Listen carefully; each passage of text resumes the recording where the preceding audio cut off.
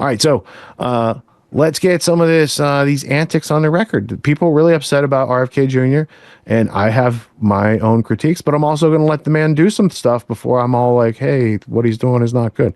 Elon the same way, and Jesse on Fire is going to talk about Get Fauci. Let's see how that works out. Oh my goodness gracious, you guys. Wow. So I am under the gun again. The exact same gun I was under yesterday when I did my my stream about RFK getting confirmed. I would say this is equally exciting as RFK getting confirmed because Trump just cut all federal funding to schools that mandate COVID vaccines. Okay. Trump, COVID vaccine mandates. Hang on. I just jumped on so fast. Look at this, dude. Look at this. Look at this absolute thing of beauty. Boom. Trump bars federal funding to schools with COVID vaccine mandates. Hey, how's that taste, guys? So, as I was saying yesterday, right? It's literally like I live in a parallel universe where I just I cannot believe this is all happening. Like I can't believe it. It's like in the best possible case scenario, I absolutely never imagined that this could happen, that Trump would win, that RFK would get confirmed, that within a couple weeks, like you guys understand this. Okay. So I'm going to do this in order. Okay. I'm going to try to organize my thoughts and do this in order. Okay. So number one, Trump nominates RFK to run the HHS, which we learned yesterday has a $1.7 trillion annual budget. It's 25% of the entire United States national annual budget. Okay. And now RFK sits on top of all of that. RFK, who prior to Trump winning was supposedly some fringe character who had crazy ideas about, the efficacy of vaccines and all other kinds. They spent so much time and money trying to smear that guy that's where he's at. And now he went from that to sitting on top of a $1.7 trillion budget dedicated to what? The health and safety of the United States citizenship. Okay. And guess who his number one targets are? Pharmaceutical companies, chemical, like the chemicals in the foods, all that stuff. But right out of the gate, what do you think is going to get targeted first? What's first thing after these guys trampled on our rights, literally created a post-civilization nightmarish hellscape where if they would have successfully done what they were trying to do, and there's no conversation here, okay? Like what they were trying to do during the pandemic, like what they tried to do with the pandemic, if they would have succeeded, is they wanted us to all have digital IDs where they could verify whether or not we were up to speed on our vaccines. They wanted to do the China social credit score stuff. They wanted to do all of that because they wanted to lock down the populace. Whatever their reasoning was, that's where their end game was. Okay. You just like during the pandemic where we walk in, can we come in this restaurant? I don't know. Do you have your Vax card? Okay. Now, juking a Vax card was easy enough for a restaurant. How about a job, dude? How about a job? Okay. They wanted you, they fired 30, 40, anywhere between 35 and 70,000 healthcare workers. Okay. Healthcare workers in New York State, just New York State. Okay. Visualize a packed NFL stadium and it's full of nothing but supposedly heroic healthcare workers, and they terminated all of them, gave them with no fanfare, no severance, nothing, just you won't get the shot, you're gone. Left them to fend for themselves with no money and no job. painted them with the scarlet letter and all that. Like what they did was inexcusable. Okay. In our case, if you don't know our story, if you're new to the channel, our story, the reason why we're so hard on this side is because our oldest got hurt by a shot when she was a kid. Like her first set of shots, she got hurt. We went and got like genetic testing, all this stuff. And the doctor was like, your family is high risk. You should not give your kids the shots. Any of these states that have mandatory vaccination schedules for going to school. I'm not even talking about COVID. I'm talking just pure like vaccine schedules, right? The reason that they say that they need to have them is because not all kids can get vaccinated. So they need to get herd immunity to protect the kids whose immune systems are compromised or whatever. For whatever reason, they can't get vaccinated, right? That's the reasoning. Okay. Hey, definitely not because the pharmaceutical companies have lobbied their way in to mandate that kids are mandated to take like 70 shots, dude. 70 shots. Okay. Like when people are like, listen, man, you got to protect the community. That's what it's about. You're like, right. But you're talking about a concept and you have no idea how this is actually being implemented. Like, yeah, I understand conceptually, to protect the community. I am personally in the camp of, is it better to have, vaccines than not have vaccines? Yeah, I think it's better to have vaccines. Okay. Some people would disagree with me, whatever. It's not even about that. But I am all the way on personal choice. Like that's just whatever. And if your vaccines work like they say they do, then what are you talking about? What are you worried about? What do you need to mandate them for? People can't take risks for themselves. Like people can't assess their own risk and they do. So in our case, we were the people that supposedly you need to mandate it for everyone else to protect, right? Like, of course, like that makes sense, I guess, right? And then guess what? California passed legislation SB 277, which made it to where it didn't matter if you had a medical exemption. They already had a 97% vaccination rate, like 97%. Okay. You think that's enough for herd immunity? Yes, 100% enough for herd immunity. But you had these people in government who are A, bought and paid for by pharmaceutical companies, and B, were also hysterical, like propagandized lunatics. Like they had taken in all of the propaganda that we talked about yesterday. And so they like really believe that anybody who doesn't want to take the shots is some kind of like radical kook. And so they think that they are better than people. They don't think that you should have a choice. And so they pass the stuff to take away they invalidated medical exemptions, dude. They invalidated medical exemptions. So they put my fucking family in a position where we had to either give them 70 shots each against the direction of a doctor who said like, and when it goes bad with vaccines, it goes real fucking bad, dude. Real bad. And they're like, yeah, you can either do that or you can leave the state because your kids can't go to school here. And so we left the state. So this shit is about as personal as there is in American politics for us. Okay. And so now with that established, like now Trump and RFK, like you have to understand, you have like two things happening here. First thing is they need to get RFK confirmed. Once RFK is confirmed, now they can start working, right? It's like now they can start working. RFK gets confirmed yesterday, first fucking day. Oh, you guys want your federal money, dude? All you colleges, you like your federal grants, oh, you like that program where you're getting money? How about none? Hey, I have an idea. Why don't you itemize all the things that we give you money for that you enjoy? Oh, that's a nice list. How about none? How about fucking none? How's that taste, dude? Okay.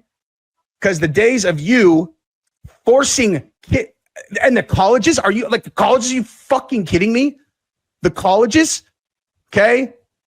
Achilles, thank you very much for the super chat. Appreciate you very much, dude. The colleges.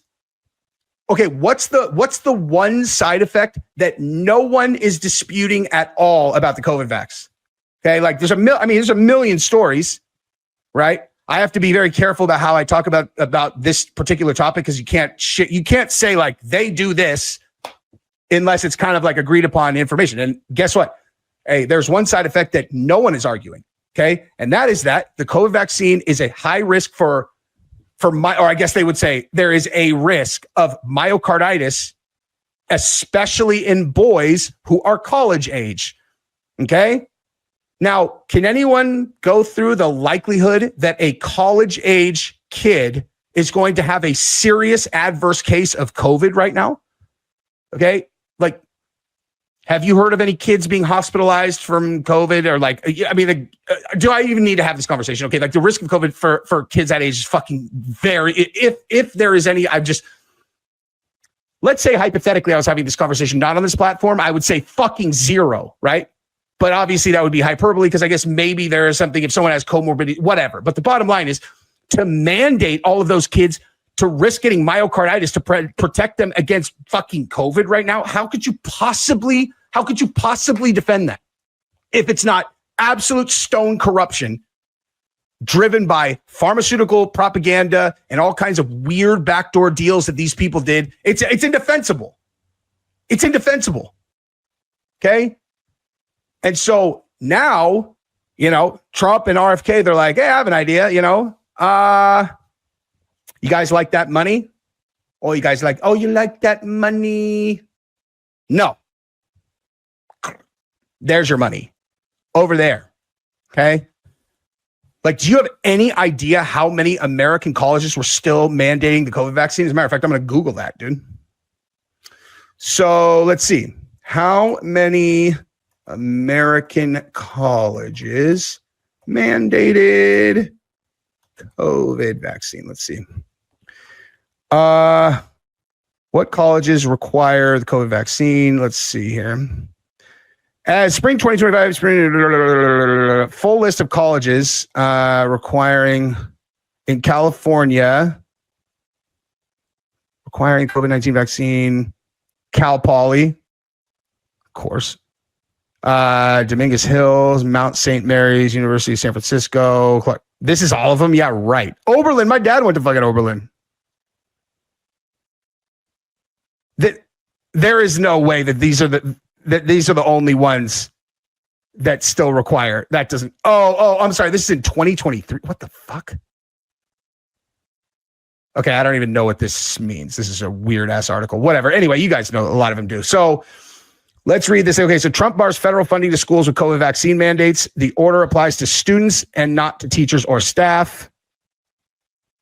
President Donald Trump on Friday signed an executive order that would strip schools of federal aid if they mandate COVID vaccines, a pool report said. A largely symbolic move considering that no states currently require them. What the fuck are you talking about? In a fact sheet provided to reporters, the White House said the order was necessary because COVID vaccine mandates were threatening educational opportunities for students. Parents are being forced into a difficult position, comply with a controversial mandate, or risk their child's education future. Yeah. You want to know what that means? Hey, you want to know what this actually is? First step. First step, dude.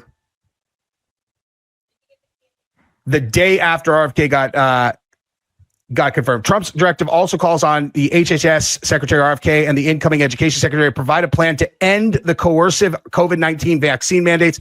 So that means for public school, like regular public schools too. Wait a minute. This says no states currently require them. Does California mandate COVID vaccines for school? California health officials remind parents that some vaccines are still required before the new some vaccines. That's fucking hilarious, dude. Before the new school year, California Department of Health vaccines for COVID-19 are not required in public schools, but California law requires students to receive other immunizations. Other ones. They're all like every single other one ever. That is so funny. They're like, there are some other ones. It's like, you mean all of them? You mean every single fucking one? Those look absolutely fabulous. Thank you. Are they bedazzled? Do they come in men's? Love the content, dude. Keep it up. Hey, Gabrielle got hers. She wanted us to get fucking matching ones, dude. So, listen. Happy wife, happy life, as it were. I mean, Do you want to look here? Look at this. Watch this. What vaccines are required for school in California? Let's see. Okay. So 5 doses of DTaP, which is diphtheria, tetanus, pertussis, 4 doses of polio, hepatitis, 3 doses, measles, mumps, rubella, 2 doses, chickenpox, 2 doses, pertussis, at least 1 dose on the 7th birthday. Oh, that's interesting. That's funny. Oh, that's hilarious. Get a medical exemption. That's funny. That's really, really funny. Hey, guess how you have to get a medical exemption in California? Get a medical exemption. So you know how they're like, oh yeah, get a medical exemption. I told you they invalidated them. Hey, you want to know how you get one? You go through the fucking state. Okay. If you get one from a doctor, they're all, no, actually, we're definitely not going to. No, that's not good enough. You have to get it through the state. You're all, what? Armed Forces drops mandate, recruitment skyrocketed. Yeah, of course. Well, what's up, Brian Chumbler? How are you, sir? Oh my God. I cannot even explain to you like what this is like, man. It's just like, it is just the absolute best thing that could have ever. I still cannot believe that this is the version of the world that we live in right now. Do you know what I mean? It's like, I just can't believe it. Come see us on tour. We're going to be in Baltimore, Hartford, Connecticut, Syracuse, Atlantic City, Levittown, New York, Cohoes, New York, and Providence, Rhode Island. Go to jimmydore.com for a link for tickets. RFK Jr. got confirmed as the HHS secretary. So that's great news. Again, RFK, like everybody, like me, like you, we all have great flaws. But the people who opposed RFK didn't oppose him because of his flaws. They opposed him because of the good work he does. And the good work they're afraid he's going to do, which is root out corruption inside the FDA and the CDC and the HHS and Big Agra and clean up our water and cut into the profits of the people selling us poison like seed oils and things like that. And he's also... Jimmy. What? He'll pry my vaccines and my mask off my cold, dead face. From my cold, dead face. So here he is. He went on Laura Ingraham. And here's what... here's the stupid opposition to him, and here's his response to it. And here's what he has to say about vaccines. You want to know what he's going to do with vaccines? This is what he's going to do. Mr. Secretary, Dr. Paul Offit, who you know is on the National Vaccine Advisory Board. Dr. Paul Offit, who's a corrupt criminal. I was on CNN earlier today. He said this. Of course, he's going to do everything he can to make vaccines less available and less affordable. He is about to certainly hurt the vaccine infrastructure in this country. And I think what's about to happen is he is about to join hands with Donald Trump and march together into measles land, because I think that's what's about to happen. So you're now going to be responsible, not an open border. You're going to be responsible for a measles outbreak. That's the new line from the vaccine community. Yeah, I mean, I'm not going to take away anybody's vaccine. If people are happy with their vaccines, they ought to be able to get them. What we're going to do is give people good science. We don't have good safety studies on almost any of the vaccines. The vaccines are the one medical product that is exempt from pre-licensing safety studies. So I sued Vaccines exempt from the normal safety studies before they get licensed. They're exempt. Why would you do that? How is there an argument after you find that out? After you find out that they don't have to do any safety, anything. Do the same safety testing. And that's not obvious to you. There's a massive problem with it, just that alone. Why does somebody even go on after that? Because they've been brainwashed by people like Paul Offit and CNN and MSNBC who are paid to lie to you. By who they paid by? Big Pharma. These are like people that like, hey, your boyfriend's like, don't look at my phone. Like, you know, let it, he needs to have his phone with him at all times. Has a few years, it was sued HHS a few years ago in 2018, and I said, show us one study, one pre-licensing study of any of the vaccines that are now, the 72 vaccines that are now mandated for children on the childhood schedule. And after a year of sandbagging, HHS came to the courthouse and handed us a letter and saying, yeah, there are no studies. The only vaccine that is on the childhood schedule that had a placebo-controlled double-blind trial was the COVID vaccine. None of the other ones have. So there you go. And so what does he want to do? He wants to have normal safety testing of the vaccines. That's what he wants. Why would that lead to taking them away since they're so safe and effective? You know, it's just, I would think it would lead to making these anti-vaxxers shut their mouth for once and for all. You know? You would think.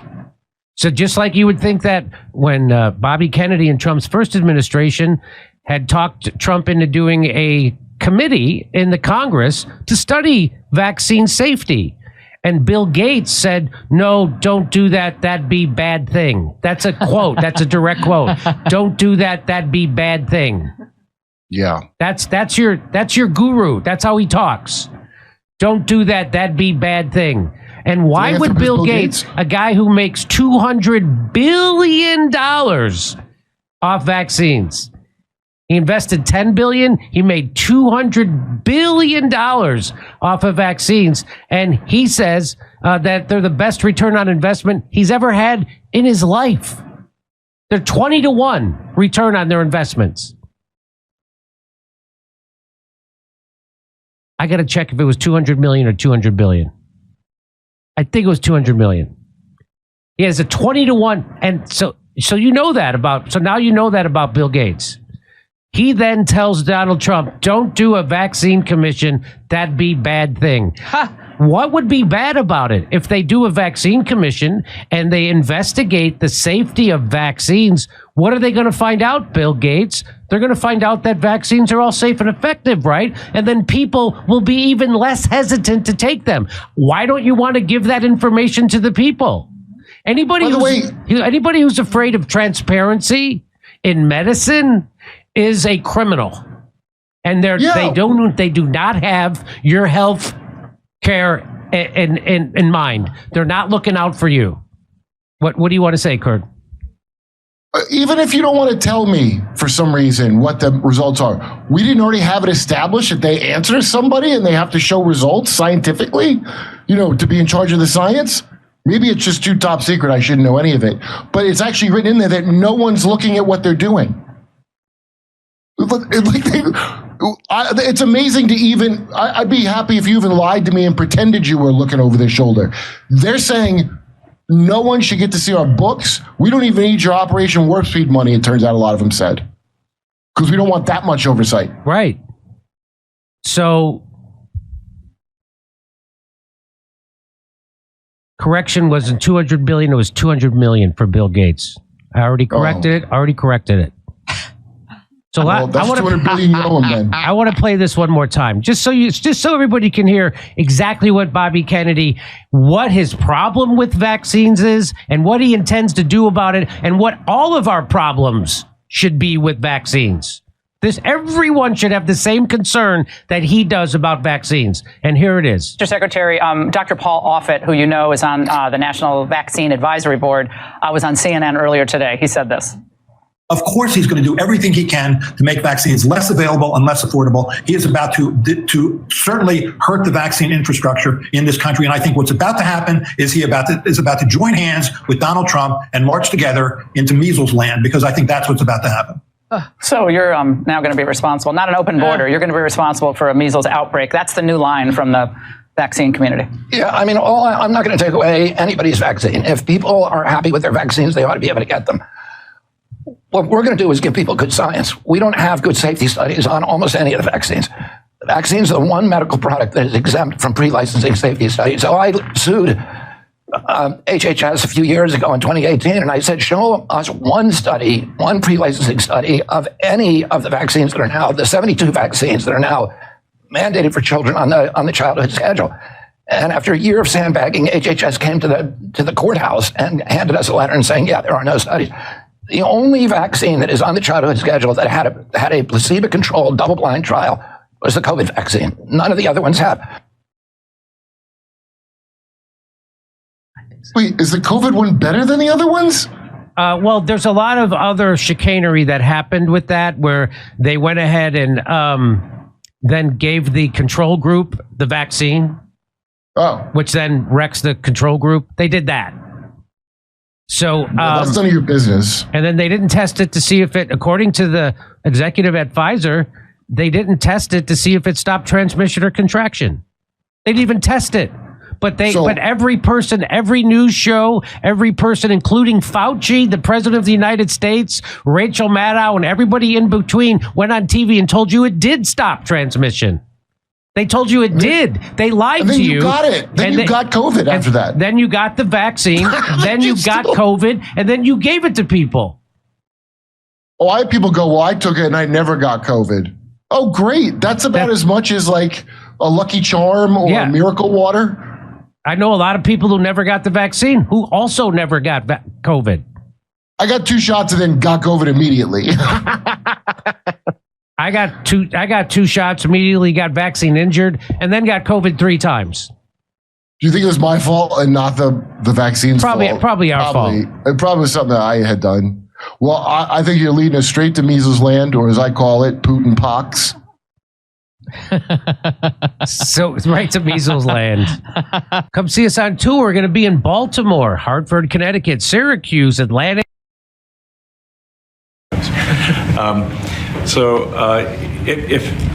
If there's not a good feedback loop from the people to the government, and if you have rule of the bureaucrat, or if the bureaucracy is in charge, and then what meaning does democracy actually have?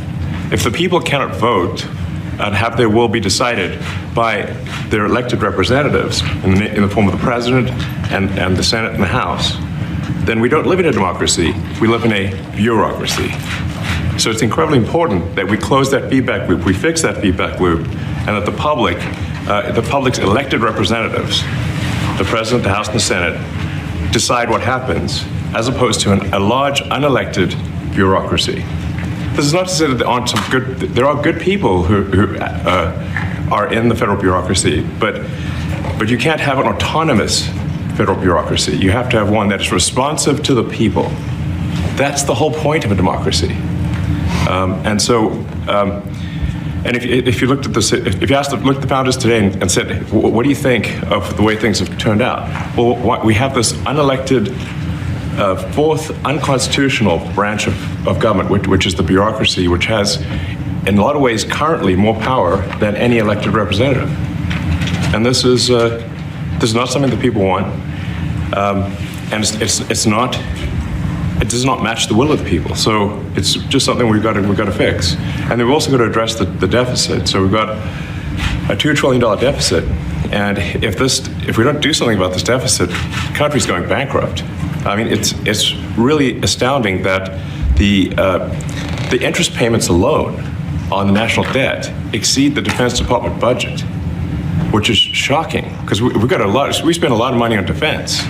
But if that just keeps going, we're essentially going to bankrupt the country. So what I really want to say is, like, it's not optional for us to reduce the federal expenses. It's essential. It's essential for America to remain solvent as a country, and it's essential for America to have the resources necessary to provide things to its citizens and not simply be servicing vast amounts of debt.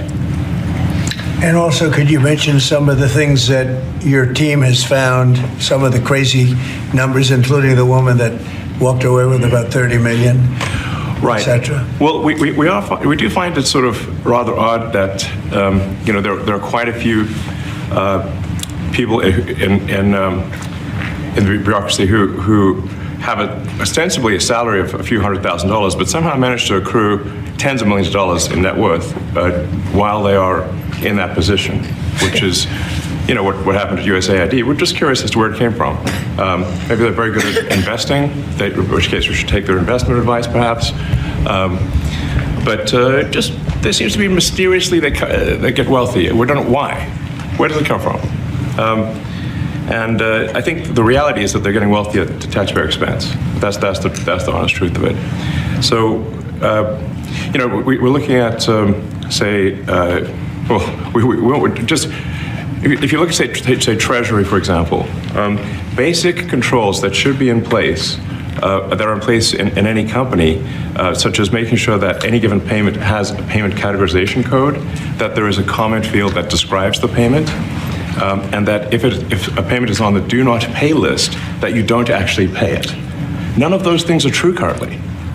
So the reason that departments can't pass audits is because the payments don't have a categorization code. It's like just a massive number of blank checks just flying out the building.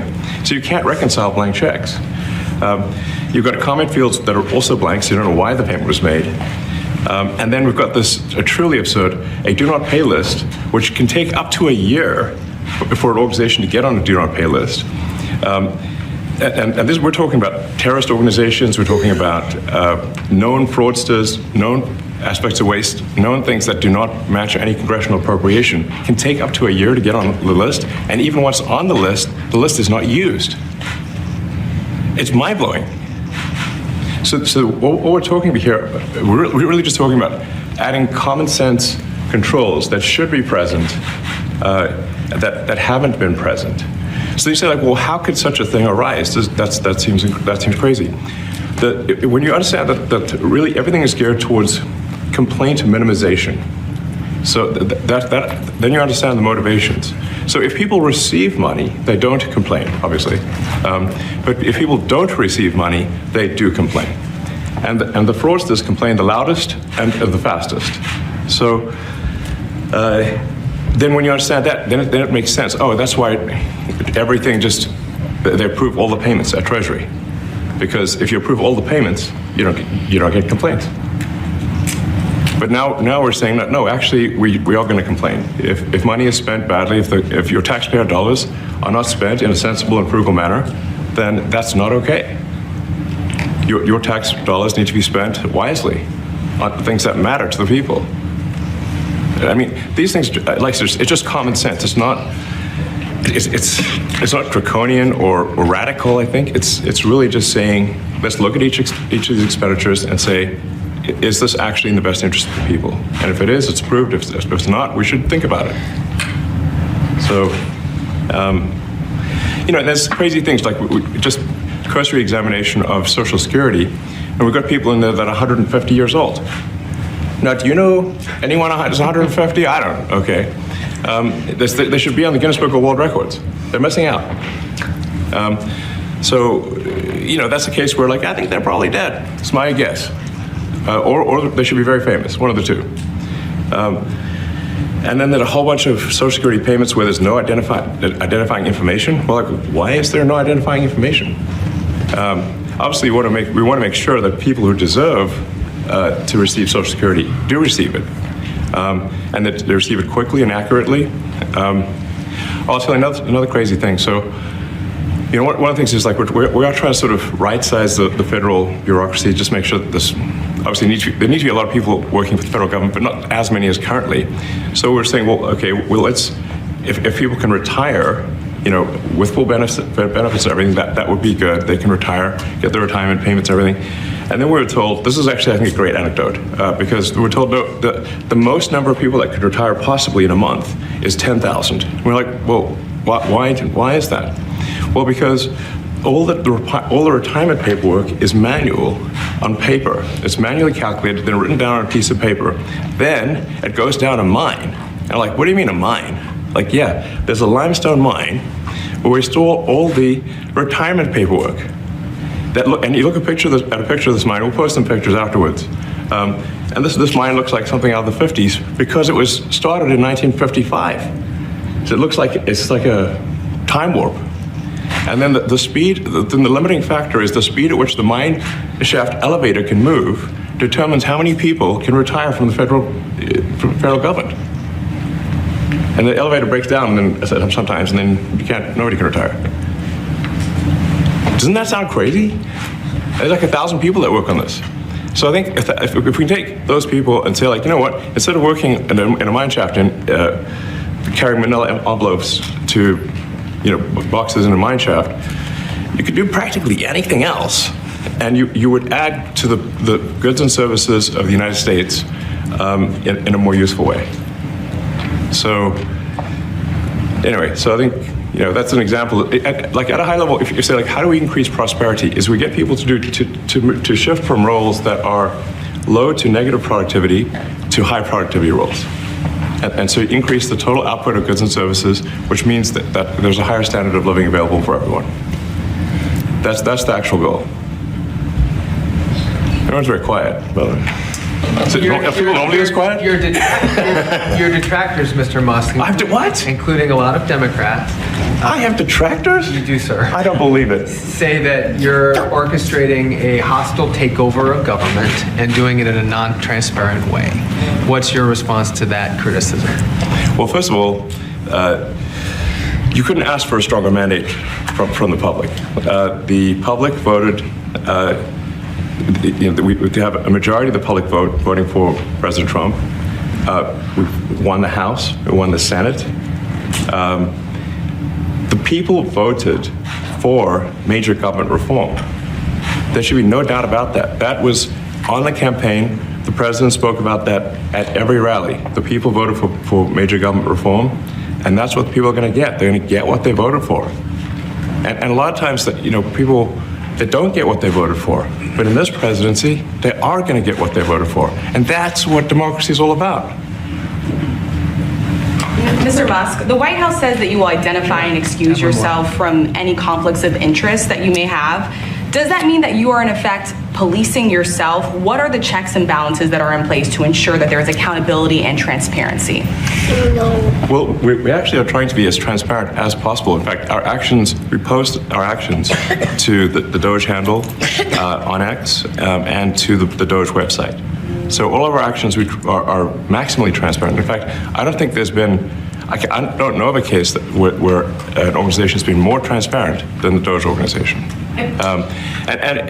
So, the kind of things we're doing are, I think, very, very simple and basic. They're not, what I mentioned, for example, about Treasury, just making sure that payments that go out, taxpayer money that goes out, is categorized correctly, that the payment is explained, that organizations on the do not pay list, which takes a lot to get there, that actually are not paid, which currently they are paid. These are not individual judgment decisions. These are about simply having sensible checks and balances in the system itself to ensure that taxpayer money is spent well. So it's got nothing to do with, like, say, a contract with some company of mine at all. But if there is a conflict of interest when it comes to you yourself, for instance, you've received billions of dollars in federal contracts when it comes to the Pentagon, for instance, which the president, I know, has directed you to look into. Yeah. Are you policing yourself in that? Is there any sort of accountability check and balance in place that would provide any transparency for the American people? Well, all of our actions are fully public. So if you see anything, you say, like, wait a second, hey, that seems like maybe that's, there's a conflict there. It's not like people are going to be shy about saying that. They'll say it immediately. Including you yourself. Yes. But transparency is what builds trust, not simply somebody asserting trust. So not somebody saying they're trustworthy, but transparency, so you can see everything that's going on. And then you can see, am I doing something that benefits one of my companies or not? It's totally obvious. 3, 2, 1. On the latest edition of the Bloomberg Business Week podcast, a conversation with Max Chafkin of Business Week on Elon Musk's offer to buy OpenAI and CEO Sam Altman's reaction to that bid. We watched that also. He's a big businessman. He's a successful guy. That's why we want him doing this. We don't want an unsuccessful guy doing this. What's on, everyone? Jeremy here from The Quartering. I hope you're having an absolutely wonderful day. It seems like some rogue employees, both at the FBI and at FEMA, are not having a good day at all. In fact, the mass firings have begun because it seems like apparently these people at these government agencies, quite frankly, are just used to doing whatever the heck they want, whenever the heck they want to do it. And I understand why they act that way. I legitimately do. Joe Biden was asleep at the wheel for the last 4 years. Big deep state government does whatever it is they want to do, and they're not used to having any consequences at all for anything they do. Well, now that President Trump is in and Elon Musk has access to all this data, which is wild how quickly, I almost think that there's like some whistleblowers who are saying, hey, look here, look there, because at the rate he's finding stuff is actually bonkers. But you may have seen the report yesterday that, remember how FEMA said, you're crazy, we're not giving American tax dollars to illegal immigrants? That's crazy talk. We would never do that.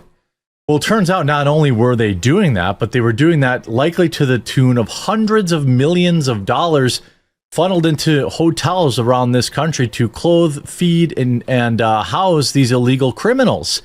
Of your tax dollars, by the way. Wouldn't you have liked to keep those to pay your heating bill this winter, or your car bill, or your repair bill? And this is bonkers. So yesterday, even after Trump said, okay, no more payments for anything, 4 FEMA employees decided that they know better than you and the president. They are going to spend your money how they want to. And they issued a $60 million payment to various hotels to cover the cost of illegal housing illegals. Now, again, remember FEMA, the Joe Biden administration, Karine Jean-Pierre, the little redhead lady, they all said you were crazy that this wasn't happening. I remember when they sent $700 to the hurricane victims, and then the $700 to LA fire victims, and that they said FEMA was broke and they needed more money. Well, I wonder if these employees were getting kickbacks. That's what my question is. And I expect not just the firing, I expect them to go to prison. This is a different era. I'm not saying Trump will follow through on this, but it's my expectations that they go to prison. They stole fizzy lifting drink. I mean, $60 million in U.S. taxpayer dollars, and they sent it to their buddies at these hotels. That's how it looks to me. Now, 4 employees have now been fired for circumventing leadership and unilaterally making an egregious payment for hotels for migrants in New York City. That's just New York. How about the ones in San Francisco, Oakland, everywhere in California? How about the ones in Ohio? How about the ones in Wisconsin? How about the ones in Texas? How many of these hotels were getting paid probably triple their nightly rate to house illegal immigrants? A massive payment was blasted by Elon Musk, whose new Department of Government Efficiency, or DOGE, highlighted the transaction on Monday. The money is meant to be for American disaster relief, and instead is being spent on high-end hotels for illegals. Musk posted on X on Monday and promised DOGE will be making a clawback demand to recoup those funds, meaning, sorry, you were awarded those funds unlawfully, we're taking them back. Cameron Hamilton, FEMA's acting administrator, said in response that FEMA had suspended payments sent to New York City and house migrants beginning on Monday. New York City's City Hall officials have said that they had not been notified of any pause in funding, and no one had contacted them regarding Musk's clawback demand. Officials also denying Musk's assertions that the cash went to luxury hotels without specifically naming the billionaire. Only 19 million of the 59 million that Elon Musk said in his tweet will be going to housing migrants in hotels. Oh my God. Well, geez, leave a like button if you leave a like on this video if you just realized that you had overreacted. Golly gee, I should just probably end the video right here. It was only 19 million set to house illegal immigrants. $19 million for however small of a period of time that was. But again, Joe Biden lied to America. The speaker, the White House speaker, lied to America and said that FEMA funds weren't going. Well, who cares? It was only 19 million, not 60 million. We've already spent over $7 billion on this crisis alone. That doesn't make it better either, you idiot. And the previous administration committed only $237 million in U.S. tax dollars. So again, I live in Wisconsin. I pay federal tax. My money is going to New York. My money is going to California sanctuary cities who are choosing to ignore illegal immigrants so that they can stay in a 4-star hotel that I can't even afford to stay in. How does that make you feel? And the funniest part about this is that the mainstream media is covering this like everyday Americans are going to be like, oh, Trump bad. You're kidding, right? Nobody in America thinks that our tax dollars should be going to illegal immigrants. None. Not the $6,000 or whatever debit cards, not the 4-star hotels, not the 3 meals a day, not the cell phones, none of this crap. Go home. I'm not paying for, if George Soros wants to pay for you, that's fine. If Ariana Grande wants to pay to house you, fine. But I do not want my tax dollars going towards this. And when the president of the United States and his administration lies to the American people, they belong in prison. The money is authorized by funding by Congress and is separate from disaster relief, which is FEMA's main funding stream. Well, you can't tell me that only $19 million couldn't have gone a long way to hurricane relief, right? Tricia McLaughlin, a spokesperson for DHS, declined to answer. Gee, I wonder why. This is big senior DHS official. This big senior DHS official has just confirmed me that FEMA's chief financial officer, Mary Comans, was just fired for illegally funding migrant luxury hotels in NYC against the orders of the president. Gee, a white liberal woman. What are the odds? Comans is arguably the most powerful person at FEMA, controlling billions of dollars in funding. Effective immediately, FEMA is terminating the employment of 4 individuals for circumventing leadership to unilaterally make egregious payments for luxury NYC hotels for migrants. Firings include FEMA's chief financial officer, 2 program analysts, and a grant specialist. I don't want them just fired. I want them in prison. You stole my money. And if you're not an American and you're like in the UK or Canada or whatever, I'm sure you feel the same way if it was your tax dollars. You know what I mean? I didn't agree to this. Under President Trump, the Secretary Noem's leadership, DHS will not sit idly by and allow deep state activists to undermine the will and the safety of the American people. This is an earthquake. Yeah. I mean, I would say, if she knew what she was doing, they never learn until there's jail time.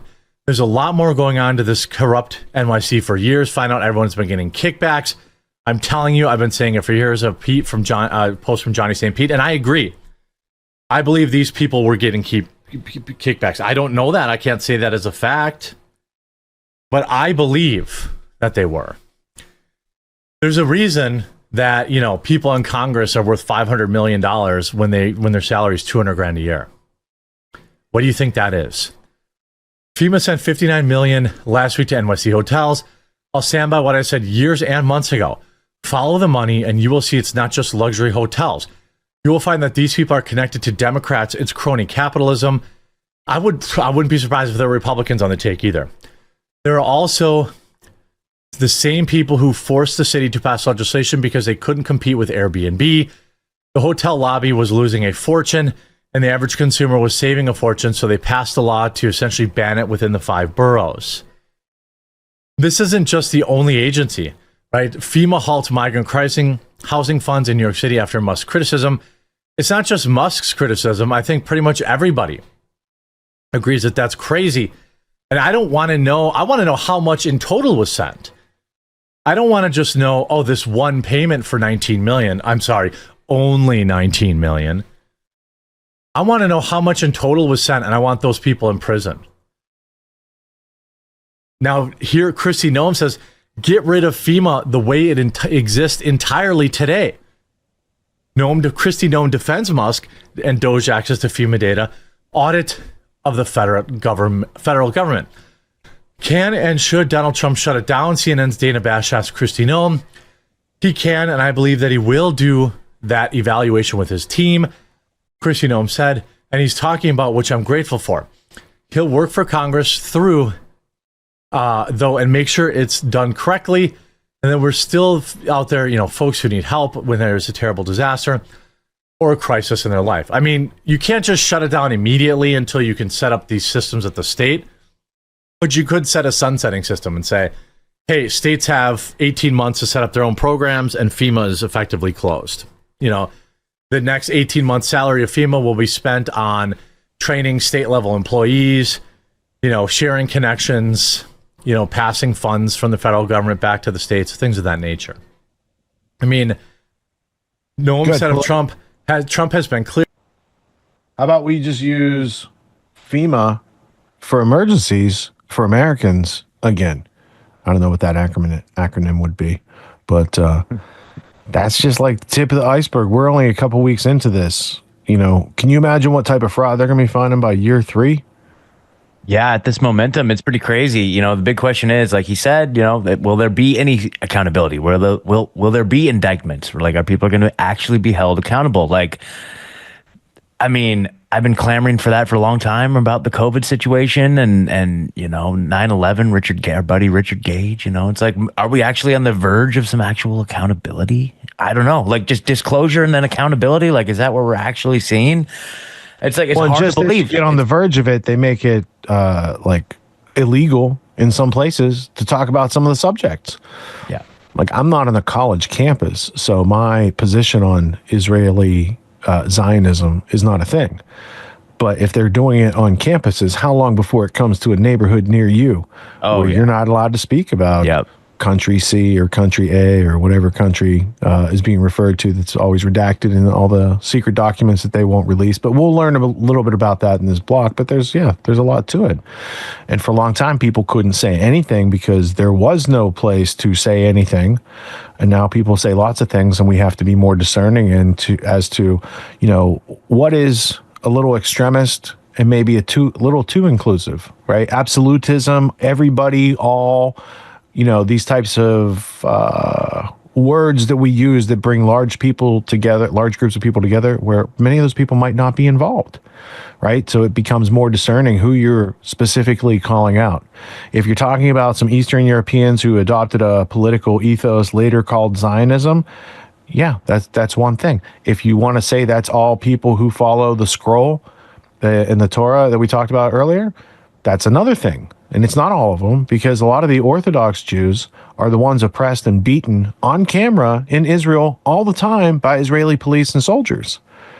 So it's not a theocratic state. It's far from it. It's a secular state that used the theocratic reasoning as justification to take some other people's land. And I'm going to keep saying it until people get read into it, because that's the history that's not being talked about, that you're not going to see being released in the JFK records and all this other stuff. It still goes on. The present president took $230 million plus from AIPAC and Adelson and other pro-Zionist agenda people, and his family's married into it. And they're very close with Bibi. His son-in-law especially is very close to Bibi, to the point where they share a bed, not like in a hotel in different times and places, but like when Bibi comes to New York, he would stay at Jared Kushner's apartment, which I'm sure is fine living. Fine living. Probably does his laundry for him too there. I've heard rumors about that. You know, that's a good distinction, because I always refer to it as a theocratic ethno-state. It's like, wow. Yeah, I mean, like, it can be argued that, but yeah, you're right. It's a very secular thing that's being propped up, and kind of there's like a skin suit of the religious context that allows them to get away with it. So yeah. And it's only through learning history that you learn to discern between such ambiguities and see the truth, because it's usually between the lines. It's not. Always is. If you're read between the lines. Yeah, if you watch this show, you know. In this first clip coming up in the next block, Dr. Shiva helps us read between the lines. I don't know. I'm including the first couple minutes of his live stream because I heard it and I was like, whoa. The title alone is like, it's an attention-grabbing angle that he is playing a card. And you might call it the race card, but he apparently has a whole deck of them, and he plays them one after another. And, you know, he's been on this show before. He's a guest who speaks with great parrhesia. He refers to people like Tucker Carlson as fucker Carlson, and all sorts of colorful aphorisms that he brings along with him. I just want to show you that he's calling out some H-1B slavery. He's going to use different words for it. Next, the United States has hired a meme czar. So we need someone to watch over the memes. We're going to learn about that. Government secrets exposed. This is, Anna Maria Luna, who's supposed to be doing the oversight of this big document dump project. She's on Glenn Beck. Again, what you're not going to see is probably the pictures of her and Bibi Netanyahu. Maybe, I don't know. I haven't seen the interview, but I would guess, since Glenn is a Christian Zionist, phrase that it's like an oxymoron, kind of like government intelligence. I don't know how you get those two things together, but Jesus was not a Zionist, and he would probably fuck their shit up if he was here right now and be on the side of the people wearing the sandals. Just guessing. Glenn Beck, dude. Like, did you see that clip of him saying, like, I feel like I was born to serve Israel or whatever? Did you see that one clip? It's so crazy. I mean, only because he hasn't seen the underground history of Israel-Palestine conflict, and he hasn't read up on the history that he's participating in, that he could be an unwitting dupe like that. And I think Glenn Beck does a lot of good charity work.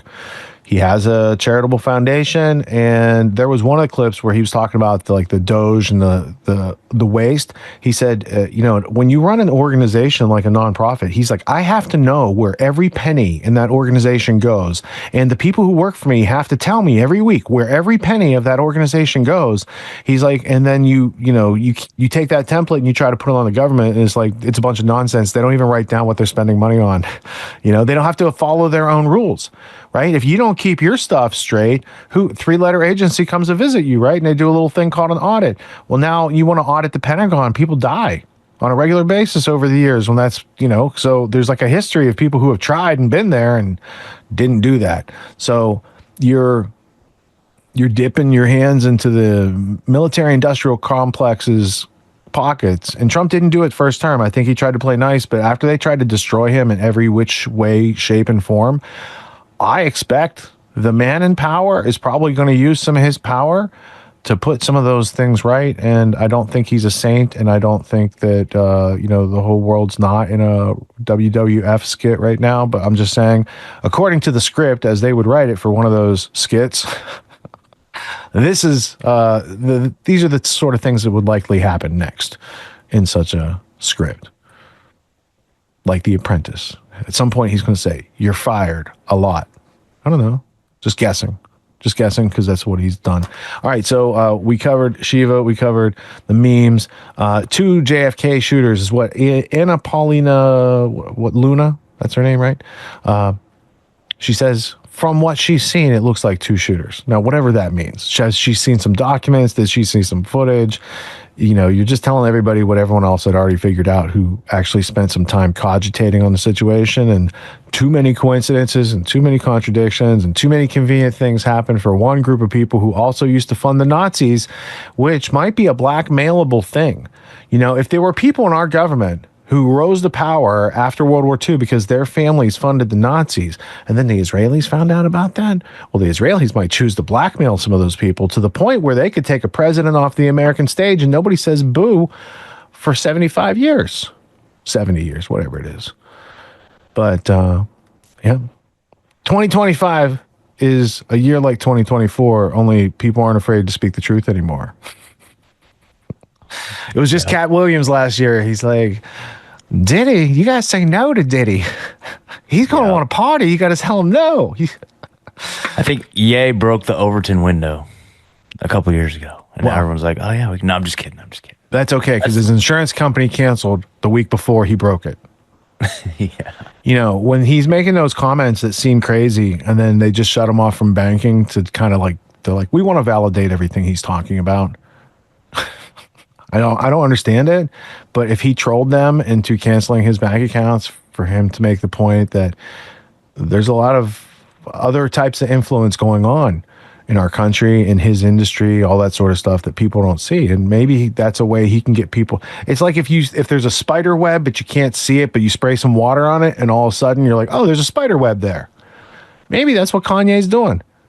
Maybe not. I've never listened to his music. I don't know why he's a thing out there. So all I've seen is him say crazy stuff. But I haven't looked at his site since last week. I heard they took it down. I did notice that. And I went to it right now, Yeezy.com. It's just a handwritten scribble, says Yeezy store coming soon. There you go. That's funny. Coming soon. He's got a project he's going to launch. Yeah. He's just, I don't know. It's entertaining. All right. Well, let's learn about this all secrets are going to be revealed type of mumbo jumbo. Oh, look at that. I got to refresh my page. All right. So we're going to CNN right after we get the first. Let's give Shiva 2 minutes at the top because it's right after like the other guy. Like they're starting. No, just do first 2 minutes. We'll get the gist. If you want to see it, it's on his YouTube page. H1B Indian. I can't even say it out loud, but he's going to tell you because he's a person of color. He can say such things apparently.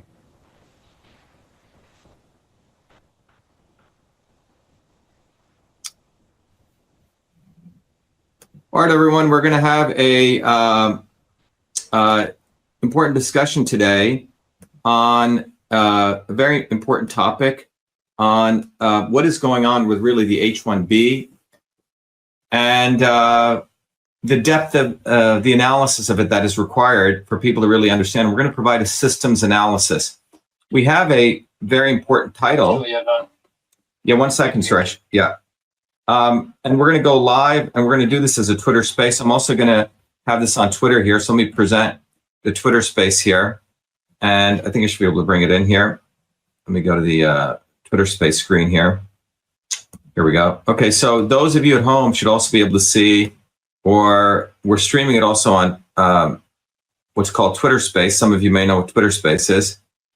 So we have it on Twitter Space as well as we have it live right here. So we have, I have 2 co-hosts that are joining me, Suresh Ramaya, who actually came here on an H-1B. And then we also have Alan Erickson, who Alan and I worked with very closely on the Real Indian, Fake Indian campaign, some of you may remember, when I ran against Elizabeth Warren. So let me start by, first of all, introducing our 2 co-hosts. Suresh, would you like to just say hello to everyone? Hey everybody, this is Suresh from Buffalo, New York. Good. Alan? I'm not doing it. It's Alan Erickson from Pepperell, Mass. So we have our 2 hosts, and let me introduce myself. This is Dr. Shiva Ayyadurai, and we're going to have a conversation here. And the title that I put it out there, which I think is the appropriate title. And first of all, let me tell you, Black people don't own the word niggas, okay? I've been called nigga most of my life growing up in New Jersey. It is a very important term for people to use to understand slavery and indentured servitude. In fact, the first slaves were Indians who were taken out of India for many, many years. So Black people out there, you don't own the word niggas, okay? So get over it, okay? Because there are a lot of Indian niggas right now. In fact, there's house niggers and field niggas. I happen to be a field nigger who got off the plantation. But most of the Indians who came to the United States are house niggas, and we're going to discuss that. It's very important to understand this dynamic of and why we must use these appropriate words. Malcolm X used the word house slave and field slave, but it's more important to use these words. The Black rap artists do not own this term. In fact, it's a quite widely used term, and we should use it appropriately. So if you have a problem with that, you can just leave the space, okay? That's my position on this. We have to use poetic and politics where it's appropriate. Alan, do you have a problem with using that term? Since making a number of hotly contested cabinet appointments, President Donald Trump announced on Truth Social earlier today that he would be creating a department of memes and selected a relatively unknown in Josh Towers to head this new department. It will operate within the newly created Department of Government Efficiency, or DOGE, run by Elon Musk. And joining me right now for a CNN exclusive are Elon Musk and new meme czar Josh Towers. Mr. Musk, I'll go to you first. Why does our country need a department of memes? Memes are a very powerful weapon. They've helped get President Trump elected twice now. And as the world gets more and more online, it's integral that our country dominate the meme war. Plus, they're fun. Josh is the new meme czar. What are your qualifications? Thanks, Anderson. Good to be here. I don't think there's a person in this country more qualified for this position than me. I've created some of the world's best-known memes. I made the "When You Nut But She Keeps Sucking" meme, the Galaxy Brain meme, Hide the Pain Harold, Wojak, NPC, and many more. Josh is basically the Da Vinci of memes. His memes are shared tens of millions of times per day, and they have a power I don't think people comprehend. It's in the best interest of the country to seize the memes of production. Josh, so what will your day-to-day look like as meme czar? It will be pretty similar to what I'm doing now, but with greater resources. A lot of scrolling through X, Reddit, and other social media sites. I've already started to work on some tariff-related memes. However, they're classified, so I can't share them with you, but I can assure you they will be devastating. Elon, can you explain to me how memes might help with tariffs and a potential trade war? I've spoken extensively with President Trump about this. Say the president slaps some tariffs on China, like he did recently. At first, Xi may not want to play ball, but then Josh can whip up a meme like the cartoon dog in the burning room, but instead of the dog's head, it's President Xi's face in the burning room saying, everything's fine. Xi will look terrible if President Trump starts posting that stuff and people start reposting it. He'll be forced to come to the negotiating table. Yeah, I understand. And little known fact, I actually made the everything's fine meme. But look, it's similar to the Bud Light situation. Bud Light used Dylan Mulvaney to sell their beer, and the meme backlash was so bad it damaged the company's brand and caused massive financial damage. We'll do that same thing to entire countries. They'll be so screwed there's nothing they can do. And what prevents China from making their own memes? Ha! That's easy, Anderson. Have you ever seen a Chinese meme? Exactly. They're not even in English. They're at least 10 years behind the US, and they just don't have the technology or manpower to compete with us. While we're torching them with the latest and greatest in meme warfare, they'll be cranking out NPC memes calling Trump orange. They're just behind the times. And what will this cost American taxpayers?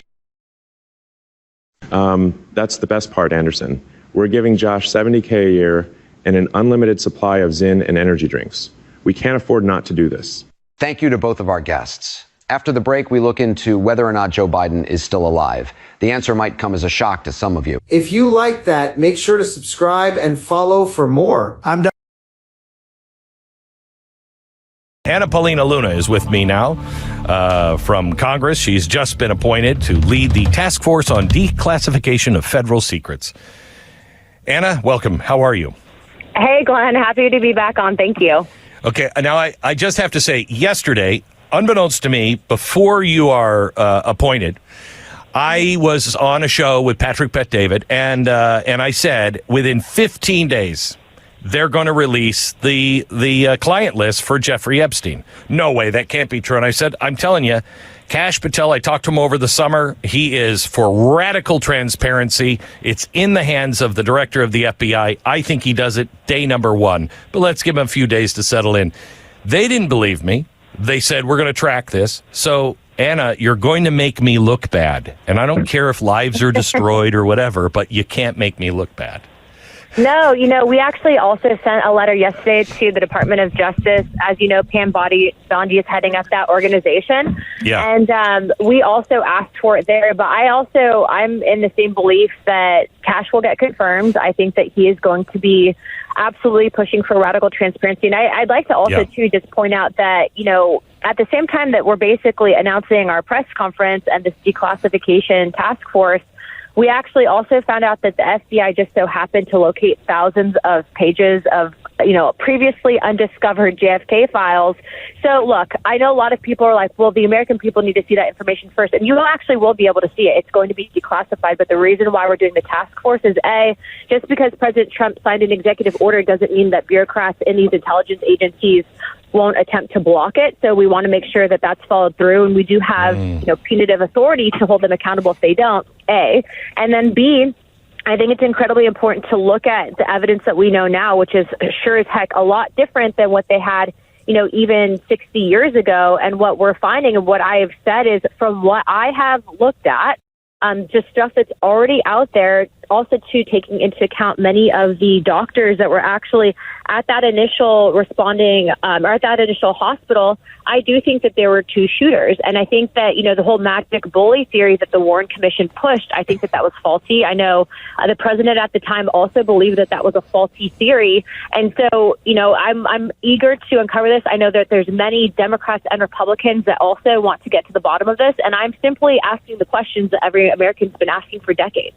So I have a really good friend, Paul Viens, who is he has the Museum of the American Soldier in Texas, and he spent a long time to get the exact right gun, the way it was modified, scope, and everything else, and he just had it redone. And I have to tell you, I've held it. I'm going to take it out to the range next week, but I've held the gun. I've looked through the scope. I just don't think you could do it. I mean, it is. It's just so difficult. There were reports from doctors at the time, some of which were, first and second year med students who were at the hospital in the room where Kennedy was brought, and they reported an entry wound in the neck.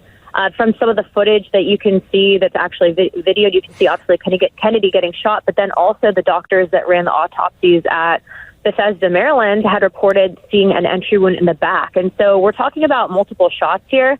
I think the whole idea that they would try to just ignore that evidence, or at least try to bury that and not even answer the questions, is suspect to me. And so I think this whole idea of wanting to push against declassification or even trying to poo-poo the evidence that now has been brought to the forefront, look, it's the obligation of the U.S. government to release this information to the American people. Kennedy was arguably one of the most popular presidents, and he was assassinated. So why did they try so hard to push back against any questioning? And that's where I come in and where the task force comes in.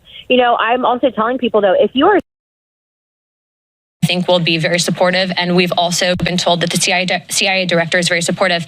To put it in perspective, I think that this issue transcends not just one administration, but multiple administrations. And it hasn't been until now that we've been able to get people actually in positions of power that will push for transparency. Now, if I find that different entities in the various intelligence agencies are stonewalling us, I'm going to make that known to the American people. But as of right now, we are cautiously optimistic. What's your priority list? Because Epstein, 9/11. Our first investigation will be announced, but it's going to be covering on a thorough investigation into the John F. Kennedy assassination. And I can tell you, based on what I've been seeing so far, the initial hearing that was actually held here in Congress was actually faulty in the single bullet theory. I believe that there were two shooters, and we should be finding more information as we are able to gain access into the SCIF, hopefully before the files are actually released to the public. Thank you for doing this. Have you identified the Democrats who will sit on the task force, and could you talk a little bit more about the role of Democrats in this? Yeah, so again, this is a bipartisan commission. Remember, JFK was a Democrat, RFK was a Democrat, and I'm sure that I think the entire conference has a question on what actually happened with Dr. Martin Luther King, but also UAPs. You guys know that that was the biggest bipartisan bicameral hearing that we've ever had, I think, in congressional history. I do not know who their members are yet. They've noticed it, but they're taking this very seriously. This is not a conspiracy theory investigating committee. We're actually looking to present truth to the American people. And it's in my opinion that no one person elected to office is more important or more qualified to look at the information that they've been hiding from us. And so we look to push for that transparency. What sort of witnesses will you expect to have at your hearings? I know you said the first one's in March. Would that be department heads, former employees of various agencies? Would you like to jump in? Yeah, I was going to say, based on what we're actually looking to do with the JFK investigation, I'm looking to actually bring in some of the attending physicians at the initial assassination, and then also people that had been on the various commissions looking into, like the Warren Commission looking into the initial assassinations. There's been conflicting evidence, and I think that even the FBI at the time reported some anomalies in the initial autopsy at Bethesda, Maryland. All of those, though, seem to have been rinsed and repeated in the media to push a certain narrative that we don't agree with. And so I think that in order to Welcome back and Alive Now. I'm Austin Westfall. This week, the FBI is saying that it discovered 2,400 new records related to the assassination of President John F. Kennedy. This is happening as federal agencies are working to comply with President Trump's executive order last month to release thousands of files.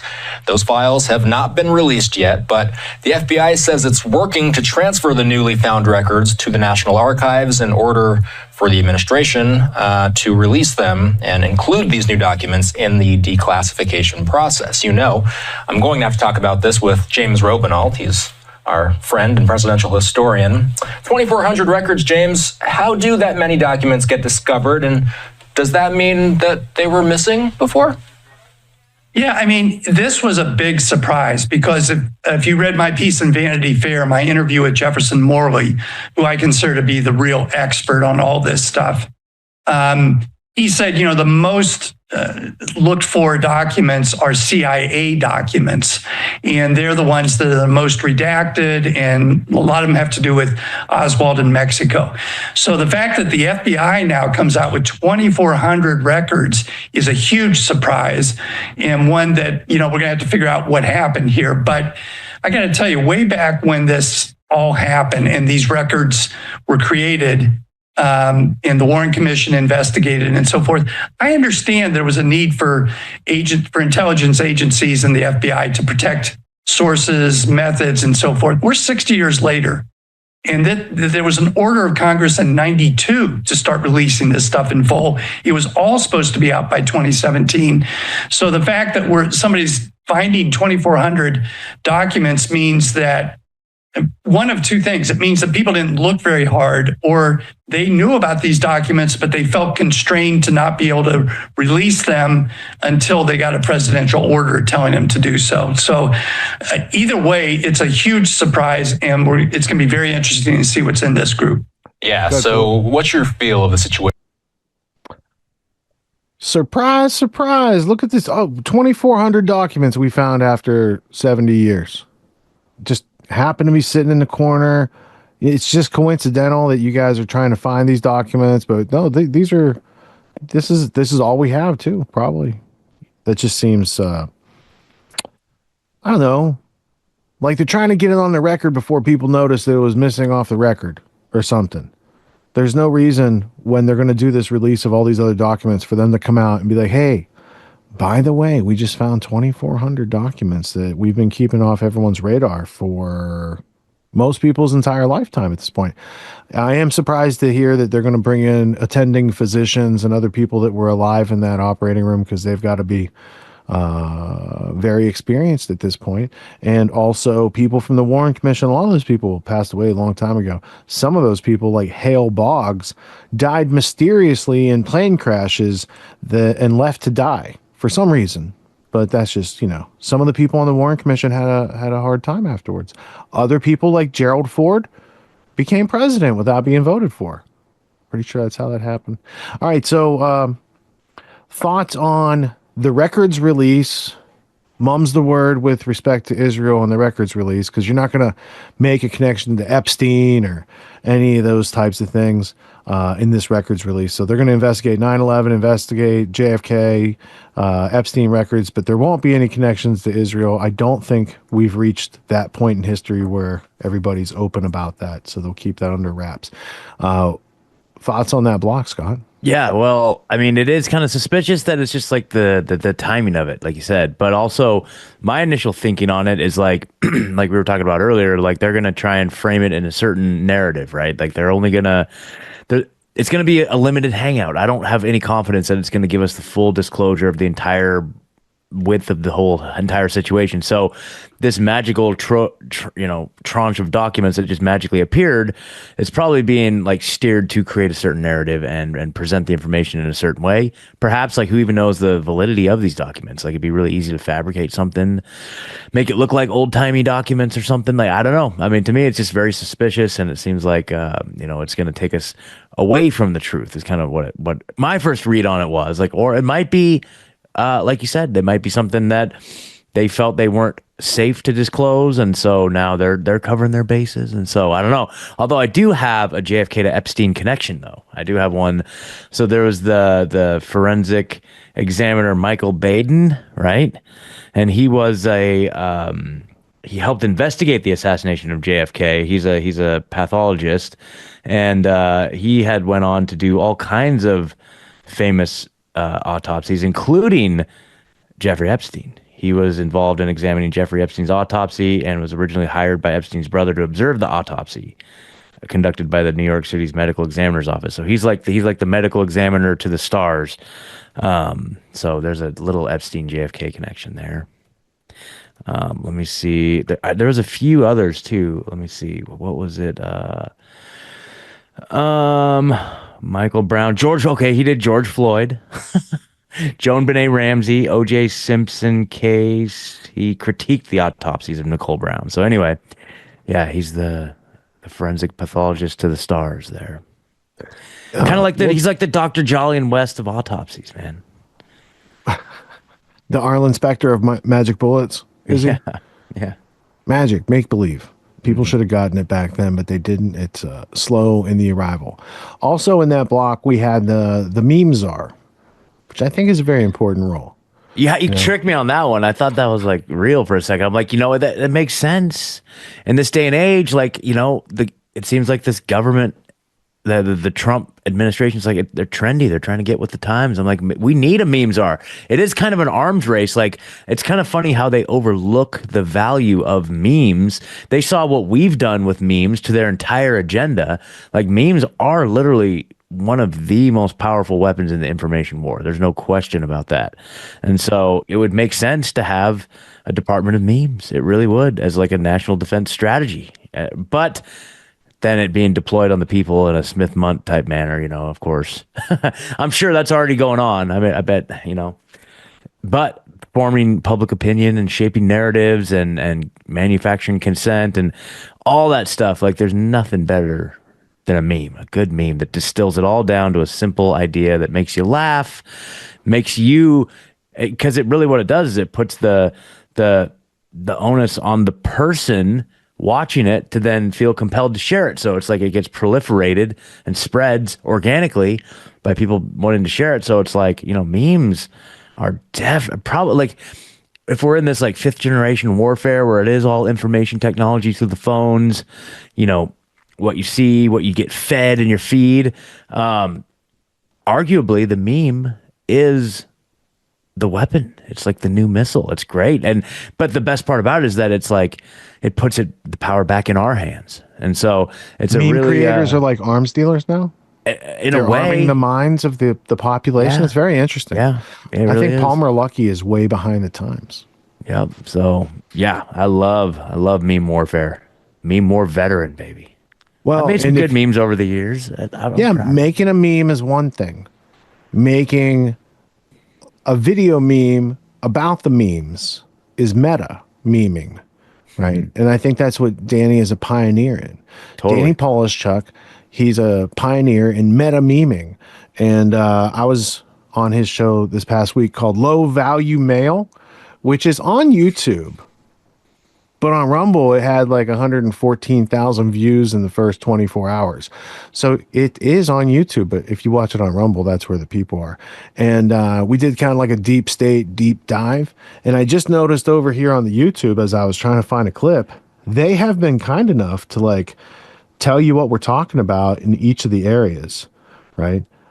So we could learn about Jekyll Island or Tragedy and Hope and the Open Conspiracy. In fact, Colby, I think I want to go to this one. The American International Company, right here. I'm going to send you a new link. I'll share with a time-coded link because that's probably more apropos to the international communism we're experiencing over here. And most people here are familiar with some of the other stuff I laid down. But this stuff, maybe not so much. Now, one of the challenges of being on that show, as you see, it's a side-by-side format. I feel boxed in. I felt very like claustrophobic. I couldn't share my book cam. I couldn't cut to the history blueprint. I had to be on screen the whole time and try to use my words to articulate a bunch of things that I usually just show you guys on the show. And I'll grab a book and we'll do the thing. And then I was like having to recall all the quotes and page numbers, whatever people need to find the references and make it real. So it was a good workout and I had a lot of fun. And I didn't know he had a separate YouTube channel for his low value mail. So I just kept checking his YouTube channel and I'm like, oh, they didn't post it here yet, but it's posted on Rumble. And then finally I got together with his producer, Mark, and he's like, no, there's a whole other YouTube channel just for low value mail with Danny Polishchuk. So if you haven't seen that before, go ahead and hit subscribe. He just talked to Jay Dyer last week. He has a bunch of interesting conversations over there. And I like Danny because he's a learner. He doesn't think he knows everything. I don't think I know everything. I learned some stuff while we were talking. He learned some stuff. I felt it was really valuable for the audience because then they learned stuff too. And the better we have a sense of intellectual self-defense in this realm. I mean, my point is this. Physical self-defense, very important. Your life could depend on it. But it's usually few and far between that actually has to happen. So there's a lot of practice for a someday maybe. Intellectual self-defense, what I teach in Autonomy, you use it every day, all day, consistently for the rest of your life. And when you cut down on all those risks, you got much more attention to be situationally aware and be prepared for those physical self-defense risks. If you're overwhelmed with intellectual self-defense, you are a prime person to get mugged on the street because you can't even get your head up out of your phone, right? So anyway, let's go to a couple minutes of me and Danny on low value mail. We'll get a little bit of history on the American International Corporation, not AIG. There's a globalist predecessor that helped to arm the Soviets and the Chinese communists, and the people who started that, the families that did it, they're still around today. They're the same families that brought the Federal Reserve to this country. There's a finite planet. There's only so many people in the globalist endeavor. And once you get familiar with the grammar, who are the individual parts in this play, then we can understand what's going on stage a lot better, and maybe insulate ourselves from its ill causalities. Let's go to Danny Polishchuk. Requested guest. Let me just make sure everything's working here, because I have a tendency to fuck up. That happens, man. It's live. Dude, this live shit, man, it's hell on earth. I know I complain about it like on a near weekly basis, but I have issues on a near weekly basis, so I feel like I have the right. So for people who don't know you, could you just tell them just quickly who you are, your background? Yeah, my name is Richard Grove. I'm a forensic historian. I'm a podcaster, researcher, filmmaker, conceptual artist. I've learned to teach myself to do whatever I need to do whatever I want to do. Excellent. Okay. So we were just, what were we talking about on the break there? Quickly, that Netanyahu's... the deep state. What was it? Netanyahu is running or Israel runs the deep state? What did he say? All right. So it's an article from Haaretz from April of 2020. The title is Netanyahu says the deep state, that's in quotes, deep state controls Israel. There's no democracy here. And so in looking for examples of, a lot of people have been using the term deep state recently. Yeah. And I was looking for modern contemporaneous examples of where people in power might have used it to refer to themselves and or the deep state. Traditionally in history, I think it's Peter Dale Scott in the 1970s who coins the phrase deep state in the English language. There's other countries that had kind of used a phrasing like that, but in English, it's pretty much Peter Dale Scott. He and William Engdahl had written on it in a very scholastic, academic way. And up until recently, it was like a conspiracy theory. But now, after they tried to kill Trump twice, seems like it might have some legs. Yeah, there's a lot more to it. Deep state basically in America just refers to an international apparatus that's reaching into our country and kind of puppeting it. It's not internal. Like I always kind of thought of it as like kind of a corporate. Well, they are Americans, but they're loyal to an internationalist, larger, like New World Order globalist agenda. So there are people in our country here that are participating. Like David Rockefeller was one of these people, but he's an American industrialist tycoon who just didn't think America was the thing. He thought globalism and internationalism were the better idea. Really? Rockefeller was into that stuff even then? Okay, so it sounds cliche. So David Rockefeller in 2001 published his memoirs right before he died. And in there on page 408, under the chapter title is Proud Internationalist. On the right-hand page, he says, there are those who accuse me and my family of having internationalist ideas and supporting these sort of ideas that go toward globalism. And he says, as I stand accused, I'm guilty. He's like, yes, that's what we're doing. So he admits it in his memoirs for those who want to read. And if you went back just to in the 1950s, there was two attempts to investigate the non-profit tax-exempt foundations and to see what they were doing in America. And they were accused of un-American activities. So there was this whole congressional committee. There was two of them. The first one I think was called the Cox Committee. And the industrialists, the robber barons, had it shut down. And then this other guy, Carol Reese, comes along and he revives it. And he investigates the Rockefeller Foundation, Ford Foundation, and Carnegie Endowment for International Advancement of Peace. And he finds that all those organizations, and more of them, have un-American agendas to change the attitudes, values, behaviors, and beliefs of Americans to be in line with Soviet Russia. And they would do this by changing our education system over a series of years. The Carnegie Endowment starts in the 1930s to kind of do that. Ford Foundation and Rockefeller Foundation, primary funders of the CIA, MK Ultra, all those kind of deep state things. Those are not in America's interest to do those things, but it is in the interest of those who want to take over the entire world. Sure. So once you start finding the evidence and the artifacts that kind of lays out that actual picture of the deep state, now you can get more into it and you can find other pieces of evidence like there was this guy called Barry Goldwater who ran for president one time. He was a United States senator. He also had memoirs that he left behind. His are what's it called? With No Apologies, it's called.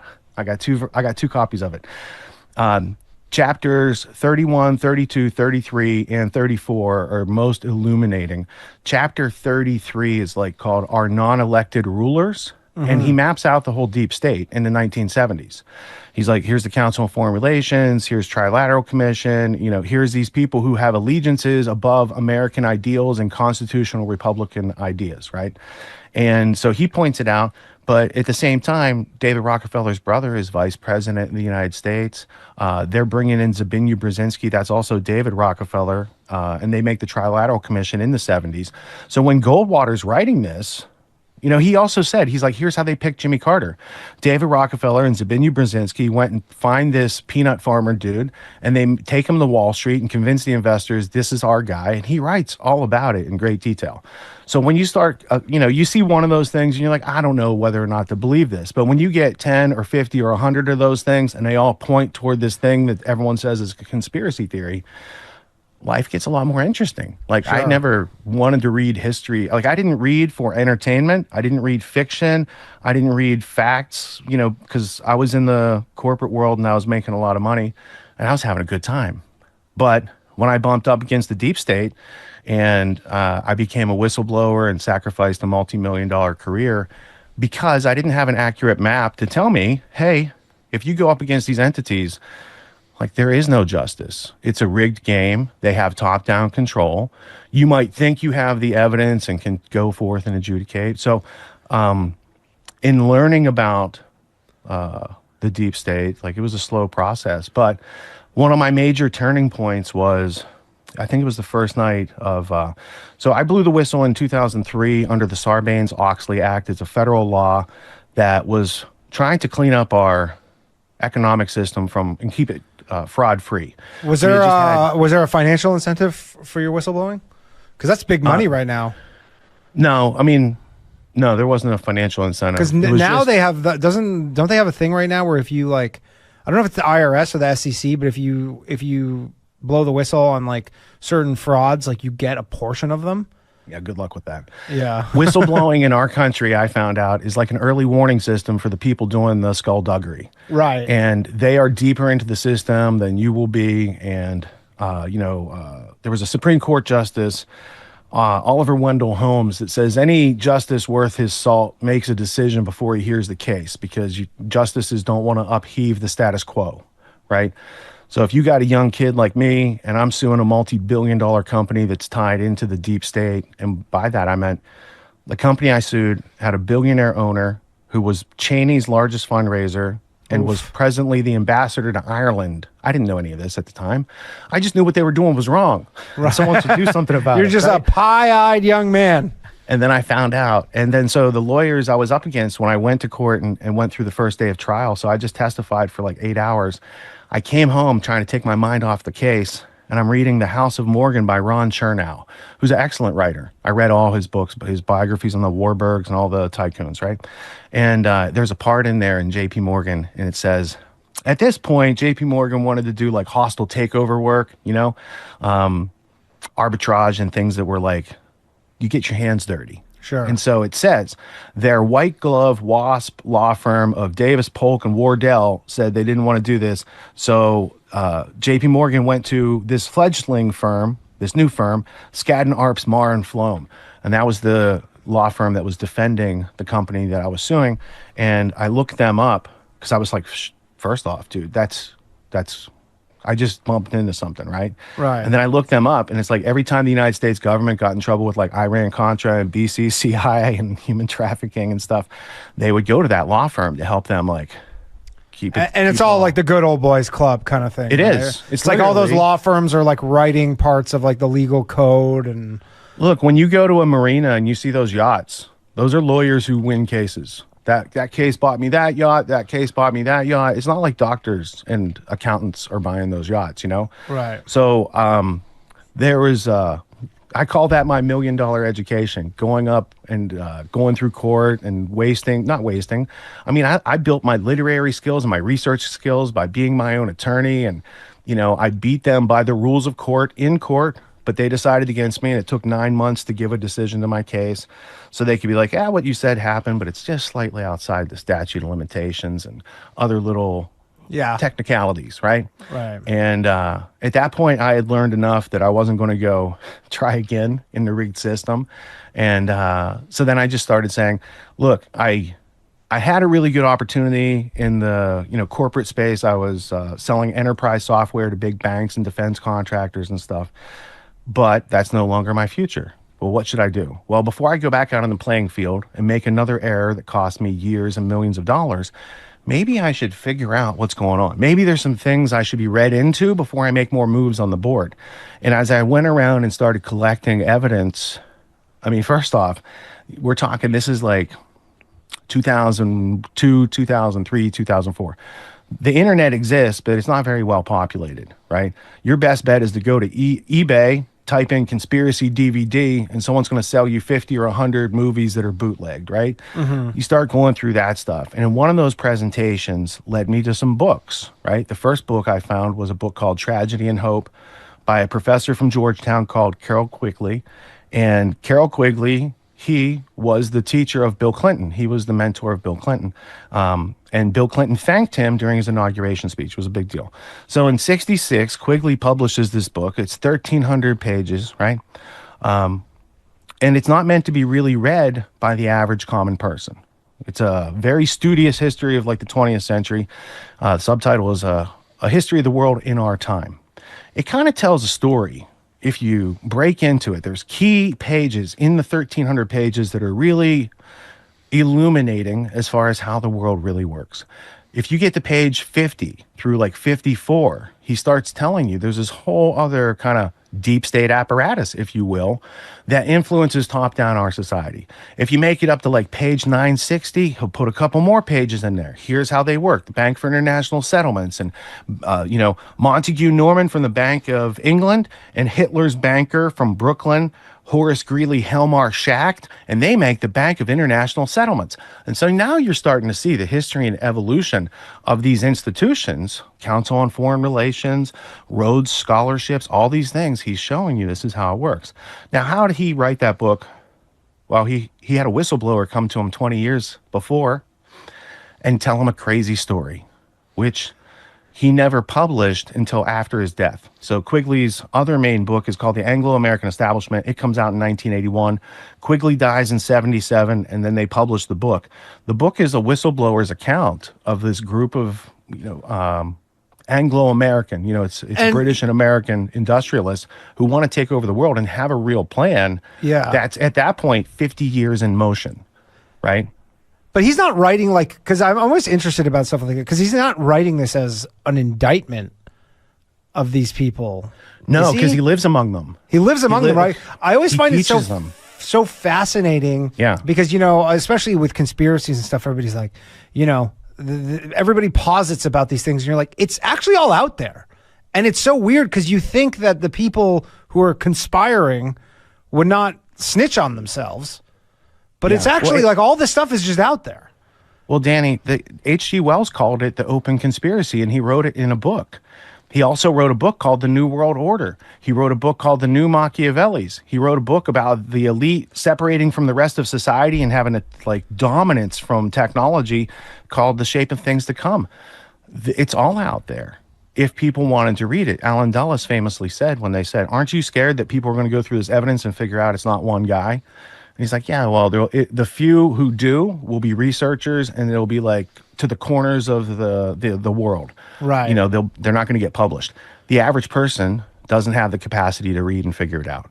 I have 900 pages. I have on this shelf right here a 30-volume set of the Warren Commission report that belonged to United States senators.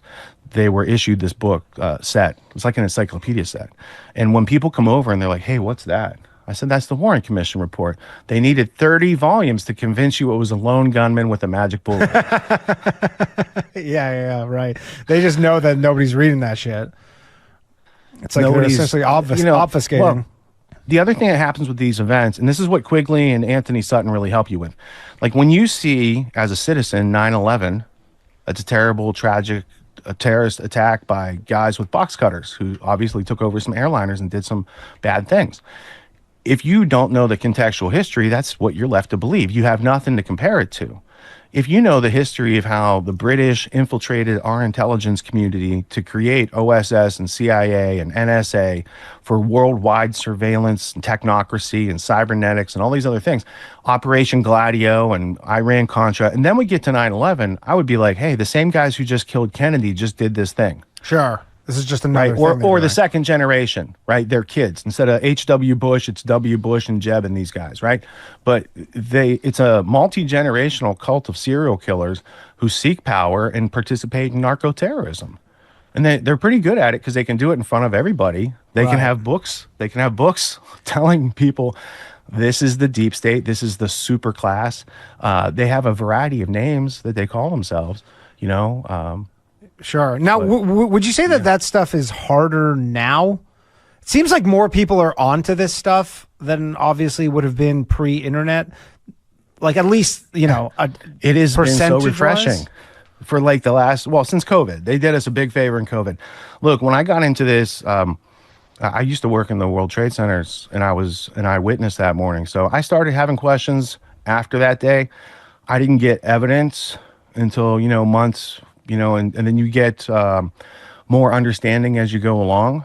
But once you start to see, these people have been operating for a long time, and the traditional media outlets wouldn't publish it. So it's their buddies, right?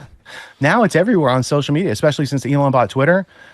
It's so much easier to get people to look at the facts than it was 20 years ago. Back then, it was like only for people with long enough attention spans, right, to take in like larger chunks of information. Because if you have a short attention span, you can't even get through any of the one pieces of evidence to show you it's real. Yeah. And most people have never read a 900-page book in their life. Even. But you don't have to read that. Exactly. Yeah. So there's a book called Tragedy and Hope 101 by Joseph Plummer. And it's a cliff notes of Anglo-American establishment and Tragedy and Hope all in one. And he has an audio version and a free, he gives it to you on joeplummer.com if you just want it for free. Cool. But you can buy it on Amazon. And that's like the Rosetta Stone, because once you get the gist, there was this guy called Cecil Rhodes. He was a Freemason and a graduate of Oxford. He's the Rhodes of Rhodes Scholar? Yes. Yeah. He's the Rhodes of De Beers, diamonds. Oh, wow. The diamond cartel that was not allowed to participate in America until like 2012. It was illegal for De Beers to do business in North America. Well, I mean, if people remember, they used to have the commercials, remember, with the shadows? Yes. Remember those shadow commercials? With and then the classical music? Yeah, the classical music, and it was just the diamond, but it was the shadows, and then they basically banned them because they listed them as a cartel. Yeah, But there was conflict diamonds. Well, conflict diamonds are the ones that like get away from their system. They're like, those are blood diamonds, right? I did a podcast years ago. It was Peace Revolution, episode 28, Diamonds, the Jewel of Denial. And it gives you the whole, because, dude, it's all a scam. Oh, so, buddy, you're telling me I just got married, and the first thing I did before I bought my wife an engagement ring, just to piss her off, is I sent her, it was an article from... Can't remember where the article from. It's a very old article and says, have you ever tried to sell a diamond? That's what I'm going to tell you. Yeah. Okay, so that's Edward J. Epstein. He was my... a like-minded Jew like myself who knows diamonds are a fucking scam. Edward J. Epstein went to Cornell University, and he was roommates with my friend John Taylor Gatto, who recently passed away. So John and Jay used to be college roommates. And as soon as Kennedy got killed, so John Gatto and Jay Epstein are together when Kennedy gets assassinated. And they say, if the gunman is dead by the end of the weekend, we know it's a conspiracy, right? After they shoot Oswald. It's crazy for them to think that at the time. Oh, yeah. Yeah. Wow. Edward J. Epstein, he goes to the New York Times, or he goes and he publishes a book called Inquest. It's the first book to question the Kennedy assassination. What he does, he doesn't question the assassination. He questions the method by which the Warren Commission came to their conclusion. It was a New York Times bestseller because he said it in the right way. He then went on to do a whole bunch of biographies of like James Jesus Angleton and people like that. But he wrote that article, Have You Ever Tried to Sell a Diamond? And from that, he wrote a book all about that. And in between, he went to South Africa, embedded himself with the Oppenheimer family, and learned that diamonds have no value, and it's all created through marketing. And they went to the kings and queens, and they said, wear diamonds, because they wanted to wear the colorful stones, not the clear stones. And they're like, no, here, we're going to cut you guys a deal. They did it to the Japanese and got them all into it. And it's a fantastic story. I know. And the whole diamonds are forever thing, and like Ian Fleming. The 3-month salary was literally a marketing firm on Park Avenue. 1928. Just invented like that. Yeah. They just go 3 months. Yeah. And every dude is just like, fuck you. Yeah. It's crazy. And so that is part of the history. But so Cecil Rhodes, he's in his 20s. He gets funded to go to South Africa. He gets funding from the Rothschild banking family.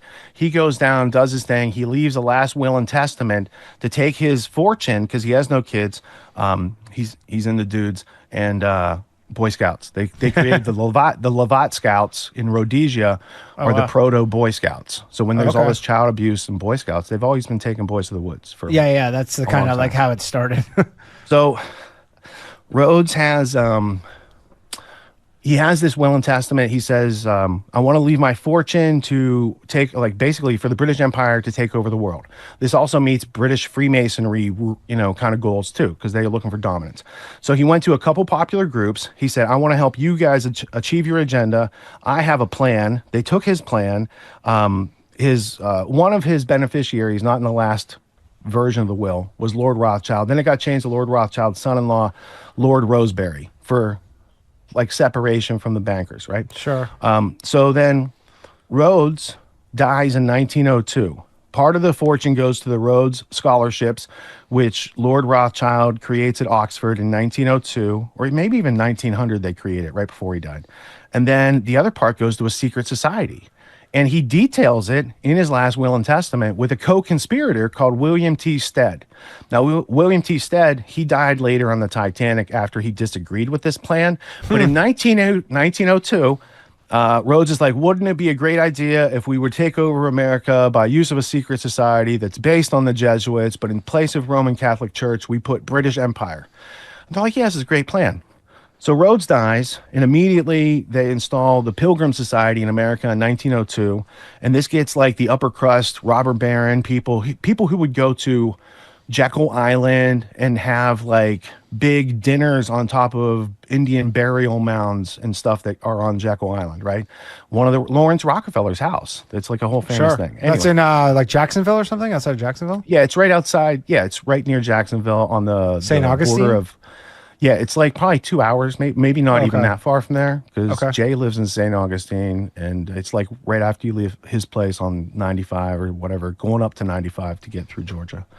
But yeah, it's on Jekyll Island, and that was like 1902. So then by 1913, they're bringing in the Federal Reserve under Woodrow Wilson. They get America into the war in 1917 because Colonel Edward Mandell House, who's like the puppeteer of Wilson, he cuts a deal with this British guy called Lord Grey, and they have a conversation like, how can we get America into the war? Well, if one of your ships got sunk by a German submarine, would you guys get into the war? Yes. Within an hour of that decision, Lusitania gets sunk. So when you follow the correspondence back and forth, and then they go meet with the king, and then the thing happens, I tend to think, and Winston Churchill's running it out of Room 40, which was their proto-intelligence kind of GCHQ, signals intelligence listening station. And you see Churchill rise to power after that. So it becomes clear when you get into the history far enough. But to try to extrapolate it without use of slides, graphics, or tools. Right. They have us now in an international conflict that we had nothing to do with, right? Takes out a whole bunch of Americans. And now, after that, 1921, they install the Council on Foreign Relations, which is this group that wants to scuttle America, but the British couldn't do it through military force. We beat them at the Battle of New Orleans in 1814, Andrew Jackson. Told them to kiss off. And then ever since then, they've tried to take us over with like banking power. So by the time you get to 1913, they've got the banking power. By the time we get to 1921, they install a political headquarters in New York at the Pratt House, Council on Foreign Relations. Now, it is part of the Royal Institute of International Affairs, which the Rockefellers, an American family, funded in Britain. Okay. So the Royal Institute is a British thing funded in part by the Rockefellers. And then after they create that in 1919, they create Council on Foreign Relations in 1921. So now you've got this stronghold to create policy within our country.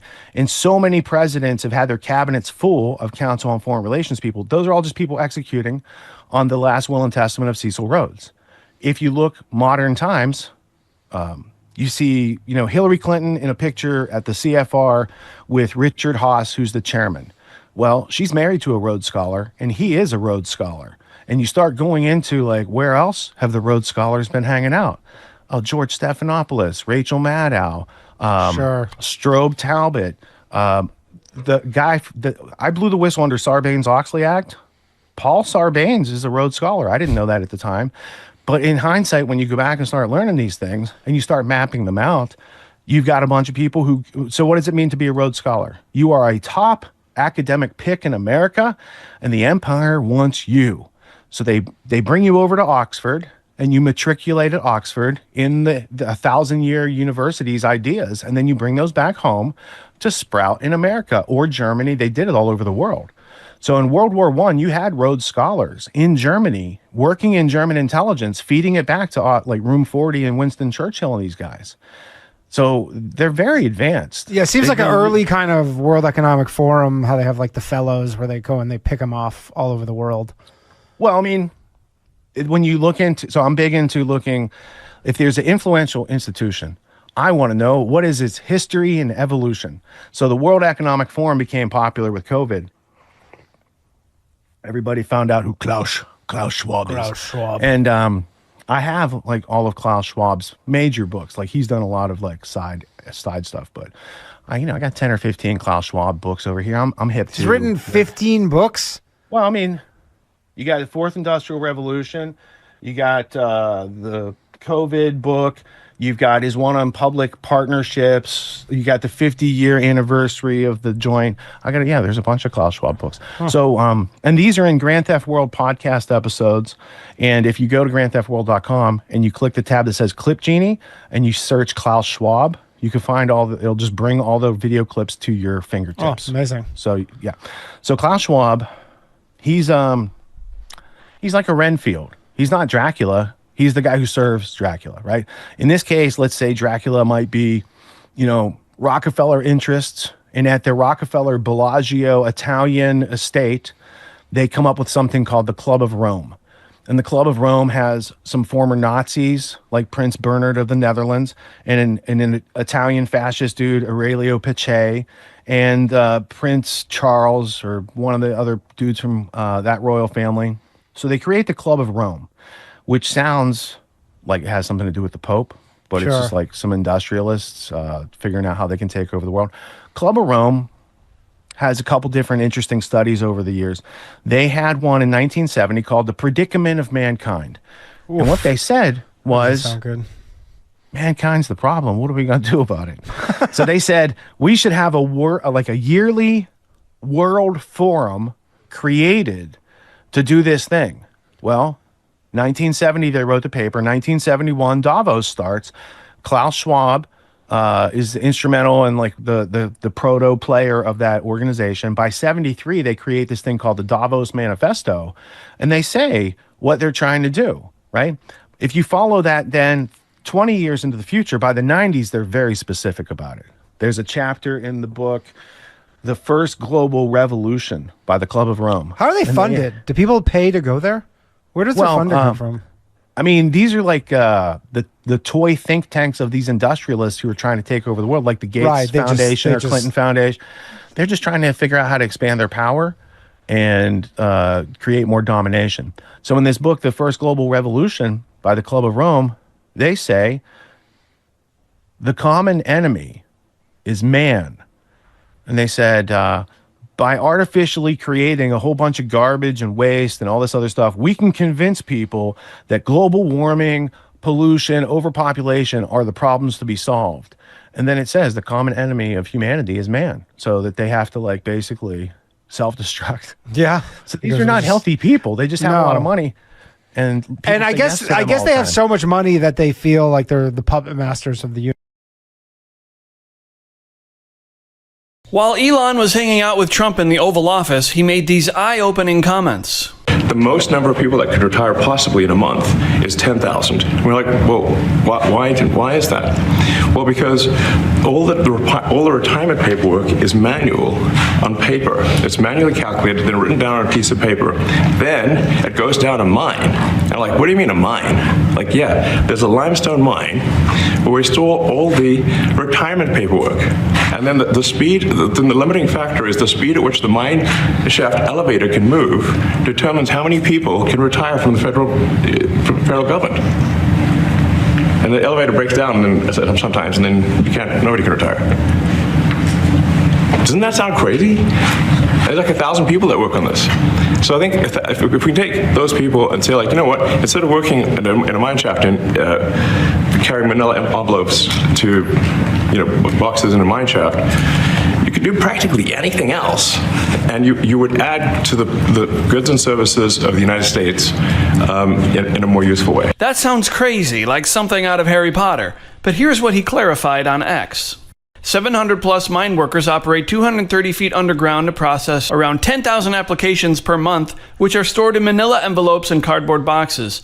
The retirement process takes multiple months.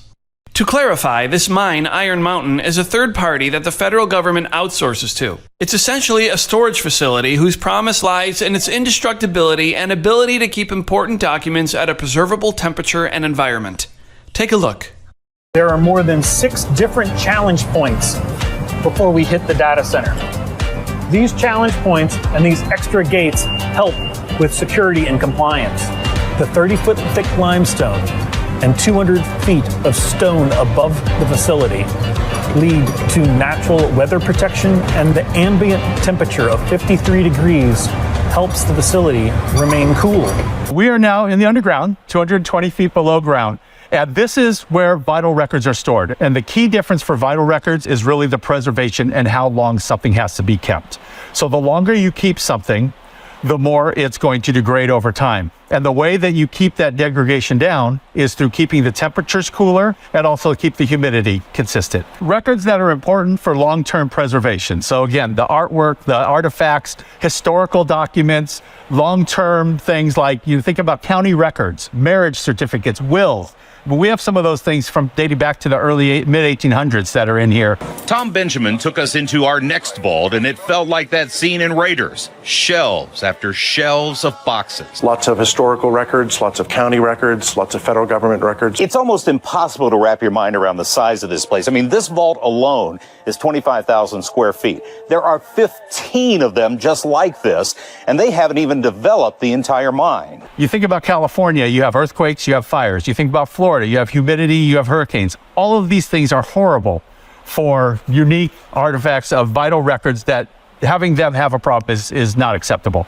So this is the place where those kinds of things should come. Iron Mountain certainly has its place for rich clients with important, delicate stuff, but hiring documents for federal employees? Do we really need this? We do business with the majority of the motion picture film studios in California.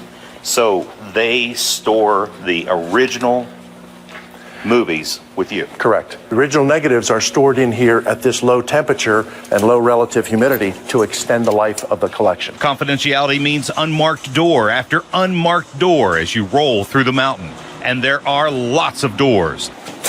Ann Hartman took us into the refrigerator that houses the Corbis Image Collection owned by Bill Gates.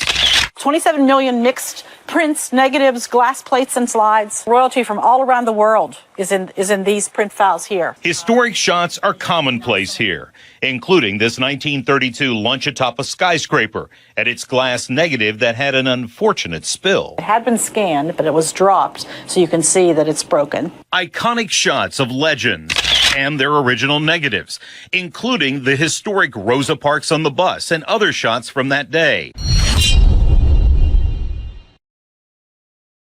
The CIA made a report in the Biden administration that COVID likely originated from a lab, and it was only when Ratcliffe got in that the information got released. And as he clarified, we did not draft this report. The report existed, we're just releasing it, which is important because that means the CIA has known for years this was likely what happened. The direction we were going and we may go if Trump doesn't succeed in his endeavors, though it seems he is, would be that there would be a stateless entity of military power over every country. Not that I would call it a one world government, but the way things had been going in the United States, the institutions like USAID, the CIA, were not beholden to the American people. They were effectively budding off from the U.S. government to become their own international cabal of intelligence and military power. And if Trump did not win, the American people would be subjects to this international intelligence and military operation. The playground for this, the test ground, so to say, is Ukraine. They've launched the digital ID over there. They've launched all these things that you can't get away with doing. They've been testing them out on the Ukrainians while all of this has been going on through COVID and everything else. And they have poured billions and billions of dollars, both our corporations and our government, using our tax money to kind of play with the dystopian reality of what that would look like, to have the World Bank, USAID, all the actors involved in that, what it would look like for them to be in control and install a puppet president and not allow democratic elections. But we also have to point out that USAID also funded over $50 million in total to EcoHealth Alliance, which was working with Wuhan in the lab there. Is this still allowed to be talked about now? I don't know, on YouTube. I'm pretty sure they confirmed it. The CIA report came out saying... The CIA finally came out, but the CIA was the one that was funding this research. The CIA made a report in the Biden administration that COVID likely originated from a lab, and it was only when Ratcliffe got in that the information got released. And as he clarified, we did not draft this report. The report existed, we're just releasing it, which is important because that means the CIA has known for years this was likely what happened. They funded the research with EcoHealth Alliance through USAID, over $50 million. And they were working directly with the EcoHealth Alliance president, Peter Daszak, since at least 2013. I worked with the whistleblower to help get his story out, Dr. Andrew Huff, who worked over at EcoHealth Alliance. And he said the CIA approached them through In-Q-Tel, which is basically the capital investment arm of the CIA. And In-Q-Tel didn't end up investing, as far as we know, but USAID was already involved in pouring that money in there. The CIA has known all along where it came from. You can't pour $53 million into a nonprofit organization that's now disbarred for funding this gain-of-function research in Wuhan, China, but they wanted access to the intelligence in China. That's why that's all was funded in place. So I asked what happens without USAID, and you were mentioning that Ryan, that the world starts to heal. But I'm curious, how does Russia respond to this? How does China respond to this? And what does that mean for the global powers? I think Rubio recently said we're entering a multipolar world. Well, USAID has already been banned from Russia, and their news coverage of this has been. If you even say anything about how Russia is happy about USAID being disbanded, you're just spouting Russian disinformation. What is the reaction? Is Russia going to make a move on various territories now? Are they going to say, oh, now we have carte blanche, there's no resistance? What happens? What does China do? I personally think that, Russia's public enemy number one because they wouldn't allow USAID in their country. Mm-hmm. But neither would China. But that's how they got into China, is through EcoHealth Alliance. That's how the CIA, USAID got into China. They were never allowed. USAID was never allowed into China. That's how they got that back door there. I think the issue with Russia largely has to do with expanding NATO's borders. For sure. And of course, Russia's right there, and China is not. So it's priority for the NATO. But I'm also curious about Assad and Syria, the Arab Spring. Right. So as the story goes, Saddam Hussein, largely defiant to Western policy, and then he's gone. And Gaddafi. What the claims I hear is, I'm not saying they're true, is that Gaddafi wanted to trade oil in, I think, dinar. Yeah, gold dinar or something. Yeah. And he wanted to create like an African Union. And the West was like, you will not interfere with the petrodollar. And so they said, we're going to remove him. Now Libya is a hellscape. There's active slavery, there's militias killing each other, it's just warring tribes. And I'm curious what USAID's involvement was in the Arab Spring and ultimately Syria, if you guys have any idea. They are directly tied to it. USAID was funding that whole scandal. What year did the Arab Spring take place? 2011. Oh, 12. I thought it was 12, but it's 11. I believe it started in 2011. I believe that media was still actually covering stories like this of scandals and not trying to bury them as much. So you can still pull these stories up and read about them, and they're not have the slant that they do today, holding up narratives for the CIA like they do now. You know what's fascinating is that when the Arab Spring was happening, Facebook and Twitter were given large credit for helping to ignite the Arab Spring protests because people were organizing. And let me tell you something that's really funny. Good. So at the time, I was. It's not a comedy show over there. This is the comedy show. All right. So deep state is a real thing. It's been going on a long time. We trace some of that history with Paulus Chuck, but it continues right up to today. The creations of the story I was telling are the agencies that he was just talking about. So there is an ominous continuity over the past 120 years. And he's right in his assessment. There was a bunch of internationalist agencies that had control of the military-industrial media complex, and they were about to make designs on taking over everybody's everything with a social credit score and a hall pass to be able to go out in reality, and mandatory jabs and vaccines and surveillance for everybody for the rest of history. And thankfully, we have taken a pause from that. For the time being. For a few weeks at least. We'll see. How about that Iron Mountain? Very interesting. I've heard of Iron Mountain. I haven't really dove into it. I've heard of there's a lot of conspiracy and intrigue surrounding it, right? I didn't know it was all one place. I figured they had multiple sites across the country because federal agencies be keeping a lot of documents with the Iron Mountain. Yeah, that really is interesting. Yeah, I don't know. That'd be an interesting place. Like hypothetically for like a Hollywood film script type thing, that'd be a great heist movie, like The Italian Job, but they break into like some archives and they get copies of federal documents that were thoughtfully stored. Because when the CIA wants to delete its documents, do they go to Iron Mountain and delete the copies? Or do they expect you just not to know about it, right?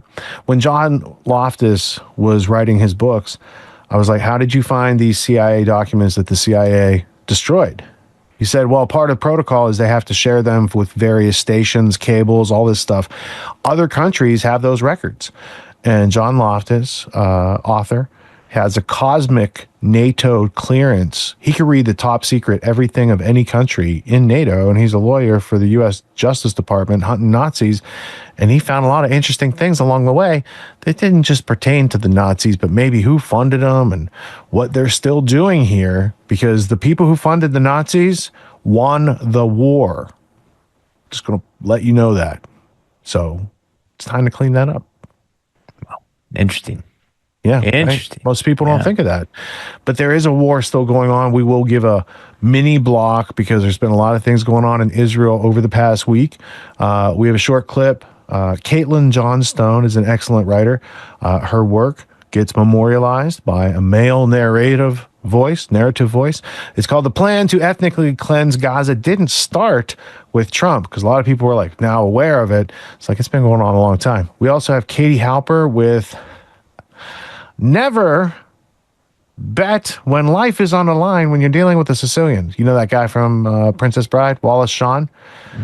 Well, he recently came out and said Israel's doing evil as great as what the Nazis did. Now, I wouldn't use the word great in there. Monumental, I don't know, noteworthy. Significant, substantial, worthy of scrutiny. But anyway, he said it, so it's okay. And then Dangerous Ideas with Lee Camp. Billionaire Peter Thiel freaks out when asked a simple question about Israel. And I was like, nah, what could he have done? And then I watched it and I was like, this is ludicrous. Like, he has no foundational basis for his position other than it's what Israel says to do, which tells you a lot because he's Peter fucking Thiel, right? He creates Palantir. He creates software to empower the globalists in their all-seeing eye panopticon future for you. And he's not even read into something that you can find on Rumble called The Underground History of Israel-Palestine Conflict, just for the edification of those who want to know the difference between the official narrative and the extreme racism. Somewhere in between, there's a whole bunch of truth that is still very interesting. And, take it for what it's worth because it's worth more than the lies. So let's go into let's see what's been going on in Israel for the past week block. And then we'll get to some of the deep state stories that we don't have time to cover in this episode, but we'll start naming them off and playing the necessary clips to include in this time capsule. Thank you, Colby, for taking it away. Let's see what's going on in Israel today. The plan to ethnically cleanse Gaza didn't start with Trump. Notes from the edge of the narrative matrix. I still can't get over how absurd it is that everyone's acting like the plan to ethnically cleanse Gaza is some new idea that Donald Trump just came up with. Wait, so you're saying we make the Palestinians go away and replace them with Jews? What bold, innovative thinking. By golly, that's just crazy enough to work. This notion that removing all Palestinians from Gaza is a fresh new idea that was conceived of by Trump is one of the most ridiculous narratives we're seeing pushed by the mainstream political media class today. Israeli think tanks and intelligence services were pushing the plan to move Gaza's inhabitants to Egypt within days of the October 7th attack. The Biden administration tried unsuccessfully to get Cairo to facilitate this agenda. Kicking the Palestinians out of Gaza to neighboring Arab states has always been the plan. It didn't just emerge out of nowhere when Trump became president. And yet you'll see everyone on both sides of the mainstream partisan divide furiously pushing this narrative that this is all Trump's idea, whether they support or oppose the ethnic cleansing agenda. If they support it, they'd talk it up as some brilliant, outside-the-box innovation nobody's ever thought of before. And if they oppose it, they completely erase from history the fact that it was being advanced under the Biden administration in the early days of the onslaught. I just saw Alan Dershowitz babbling about how we should all thank Donald Trump for coming up with the first new idea in many, many years about how to solve this problem. But it isn't a new idea, and Trump didn't come up with it. Driving Palestinians out of their historic homeland has been the Zionist vision for the region since before Israel was even established as a state, and all of its actions from 1948 on have borne that out. This has always been about ending the existence of Palestinians in Palestine. And that's all it's ever been about. Not October 7th, not hostages, not fighting terrorism, not self-defense. This is about driving Palestinians out of their homeland so that their territory can eventually be fully and officially absorbed by Israel. Israeli sources are telling Haaretz that Benjamin Netanyahu is planning to sabotage the ceasefire in Gaza to keep it from progressing to its second phase after the 42 days of its first phase are up. It's entirely possible we'll see things slide right back into the same nightmare we were looking at during the Biden administration in a few weeks. A member of the Zionist ultra-nationalist group Beitar recorded himself handing pro-Palestinian academic Norman Finkelstein a pager the other day, a menacing reference to Israel's terrorist attack in Lebanon, in which beepers loaded with explosives were detonated simultaneously around the nation. Israel supporters can't get enough of this pager shtick. They think it's the most clever thing in the world. See, the joke is that maybe the pager is explosive, and you'll be murdered for disagreeing with their political beliefs. Very subtle stuff. Really makes you think. Democrats are as happy as a pig in shit right now. Suddenly they get to pretend all the unfathomable evils their president inflicted upon our world never happened, just because there's a different president doing bad things who people are feeling big feels about. They wanted to lose. They're overjoyed that they don't have to be the face of the U.S. empire's depravity anymore, and that it's no longer their job to make excuses for it. They're getting everything they want out of the present arrangement, because liberals don't actually care about fixing problems and making the world a better place. They only care about feeling good about themselves. Their politics is never actually about anything other than their feelings, and Biden was making their feelings feel bad. Trump lets them feel smug and vindicated and correct. He also lets them feel outraged and indignant, and they enjoy that too. But it's all bullshit. No matter what Trump says or does, or how he and his goons make people's feelings feel, it will still be a historical fact that Biden and his handlers spent 15 months facilitating a campaign of extermination and demolition in Gaza, which could not have happened without U.S. backing.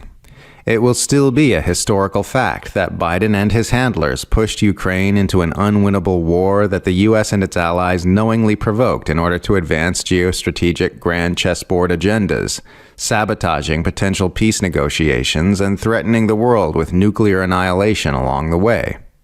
It will still be a historical fact that Biden kept in place many of the ugly policies put in place during the first Trump administration and actively expanded and added to them. It's important to point this out because Democrats are posturing as opponents of tyranny and abuse right now, and they aren't. They are allies of tyranny and abuse, who LARP as righteous defenders of truth and justice whenever the other tyrannical and abusive party happens to be in power. Their behavior during the Trump administration shows you how they wish to be perceived, but their behavior during the Biden administration showed you who they really are.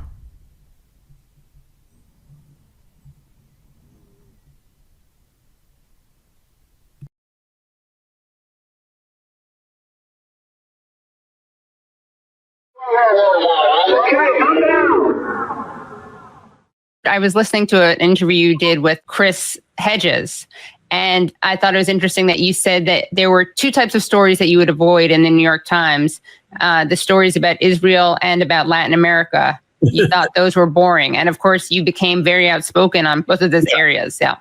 I mean, I think I just couldn't face those areas. I didn't have much of an evolution as far as Israel went. As soon as I started reading about it, I got the idea, that you can't say anything today without saying a few more things to clarify what you're saying, because everything is a life and death issue. I almost can't answer the question without saying everything I think. Should I do that? Sure, yeah. I mean, concisely, I hope. Yeah.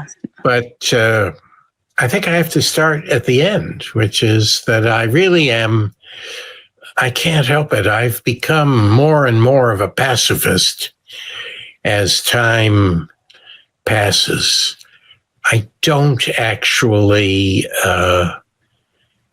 hate other people. You did at a certain point, though, right? I'm guessing from yes. from what you're saying. Yeah, I mean, Yes. it And can be I- very energizing and inspiring. It can be depleting, but it also can. I mean, just speaking personally, like, no, I do hate. I have a lot of hate in my heart. Now, not to sound corny, it is based, I think, on the flip side of love. Like, the reason I hate the people I hate is because I love the people that they are killing, oppressing, maiming, torturing, and then of course there's anger, which is can be a great motor.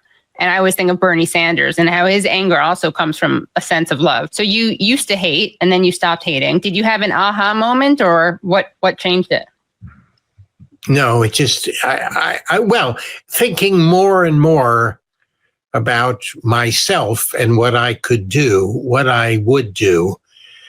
And this is a terrible thing to say, but I don't actually, I'm starting at the end of my evolution of where I am today. I don't think I could kill anybody or torture them, and I don't want to. I'm trying to get past hating the people who hurt the people I love.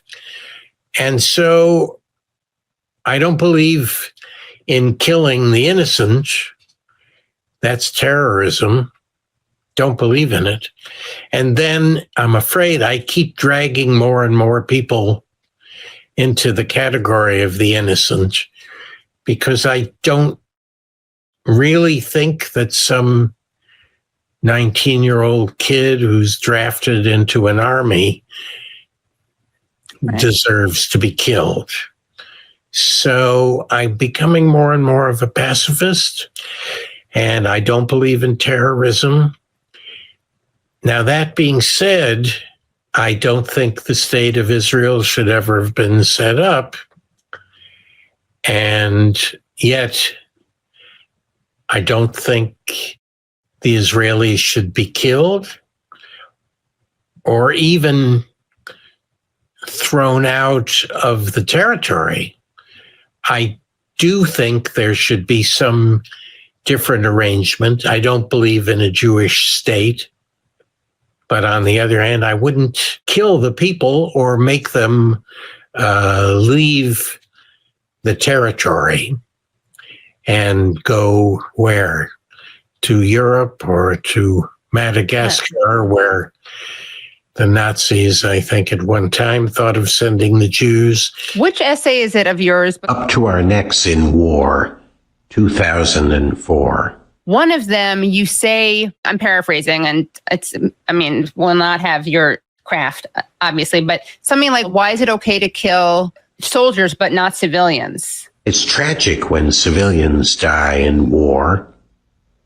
But is it really less tragic when soldiers die? And I remember immediately I was like, well, because it is. I immediately went to Gaza and thinking about how under international law, now this doesn't mean you like this, but under international law, you have the right to fight combatants who are occupying you in a way that you don't have the right to kill civilians. But then you go on and you make it very clear, in this context at least, that you're talking about soldiers in Afghanistan and Iraq, I believe. Maybe because they were desperate, because they were ignorant, because they loved their country. Please don't tell me they deserve to be massacred and not even counted. Who does deserve to die? Whose death should not be mourned? And as soon as that became clear to me, I was like, oh no, yeah, I'm with him. So it was funny because I started disagreeing with you because when the context was Gaza. Once I realized what you were talking about, I just saw in a very different context, which doesn't really change the way I see Gaza, but it does make me aware of my relationship to certain principles. I have no standing or no right to tell someone in Gaza that they shouldn't kill the Israeli soldier who's just killed their family. Right. I mean, I don't have any standing or right to judge them. Well, I'll be frank, and you can think what you will of me. I do respect Gandhi. I respect Martin Luther King, and I have to admit it, I do respect Jesus, at least the better side of Jesus. I do believe that it's a beautiful thing to love your enemy and not to kill them. I mean, I can't help it. But, the Israelis invaded somebody else's territory. They took people's homes, and they did many of the things that the Nazis did to the Jews, and they're really doing it. You can't be more evil than what they're doing. They are doing evil that is just as great as what the Nazis did, and in some ways it's worse because they kind of boast about it. Right. Hitler had the decency to try to keep it secret. Right. For some reason, Hitler didn't want people to know he was doing these things to the Jews. It was a secret. The Israelis are almost proud of it and don't keep it a secret, and it's demonically evil. You can't be more evil. And anybody who doesn't recognize that it's evil, I can't probably communicate with that person. I don't know how. That might be temporary insanity.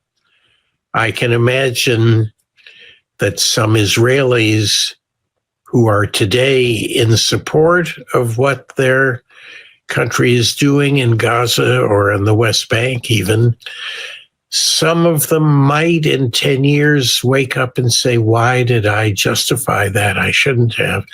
I don't know. If you don't see that it's evil to do those things to other human beings, then you're in a different universe from me. I don't know how to communicate with you. Of course, Yeah, I mean, it would be easier for them if all of the people who hate them were dead. I mean, that'd be easier for them. And I think that's what a lot of them are thinking.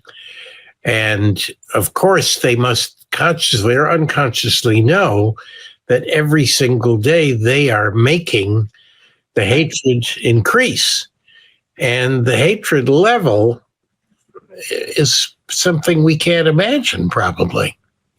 What a Palestinian feels is something you and I can barely imagine, but, you know. And then they pretend it's because of anti-Semitism as opposed to what they are doing to Palestinians. I mean, it's so, I think that myth is going to fade away because the whole world knows that this is evil. The whole world knows that they are starving people, preventing children from getting medicine on purpose, and bombing hospitals. I mean, you can't do worse. And I think the whole world, unfortunately, knows it. And it's crazy what they're doing. Of course, it's crazy because if they don't kill every single Palestinian, imagine the rage that any Palestinian would feel. And I do think it's absurd in a way, even in talking about the horrible attack on October the 7th on the Israelis. I mean, it's a little absurd to pretend that came out of nowhere. Obviously, the Palestinians have been horribly, horribly treated from the 1948, and you know they've been horribly mistreated through no fault of their own. Really, they have made some gestures toward. Thanks, Colby. All right, so Palestinians have been mistreated. There's a lot of truth to what he's saying there. We'll get to how he's changed his position in a minute. There's a clip that we don't have time to play in tonight's show because we have another section to cover. Electronic Intifada recently published, I think it's Israeli former prime minister, or not prime minister, but it's a minister of defense, Yoav Gallant. Anyway, the Israelis have admitted to using the Hannibal Directive on 10/7, whereby hundreds of their own citizens died under their own directive, not from Hamas. Not saying Hamas didn't kill people that day, just saying it has been greatly exaggerated what happened. And when we get to the root of why and how and who has protected the exaggerators, there's a lot more history to understand than what we can cover in that block. As far as Wallace Shawn and his, as he's getting more experienced in life, he's becoming more of a pacifist. He used to be a very cunning and ruthless type of character. I have some video evidence I just pulled up here.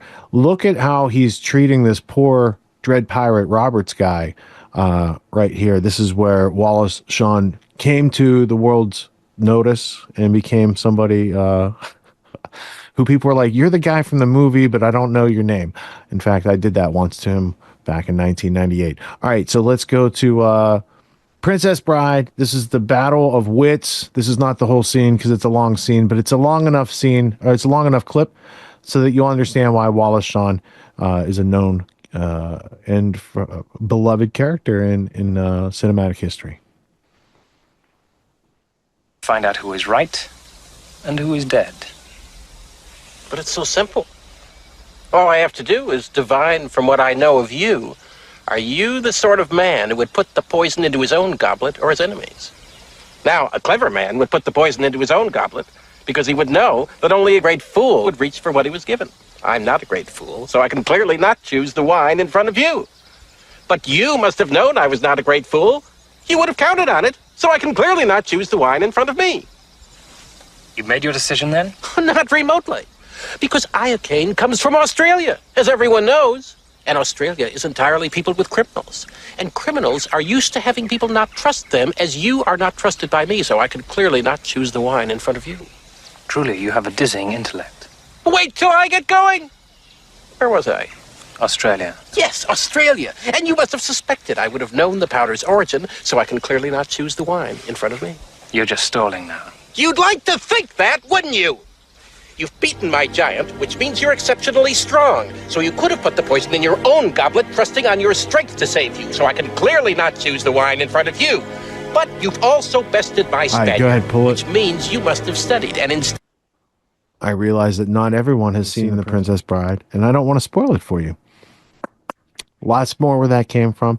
And then if you follow it through, there's also other things that happen in internet history of the dark web that might have brought characters from that movie into, admin positions or something like that. I heard once upon a time, I heard stuff like that. All right. So we have one more clip. I want you guys to hear the Peter Thiel clip. So Colby, go ahead and roll Lee Camp from Dangerous Ideas with Lee Camp.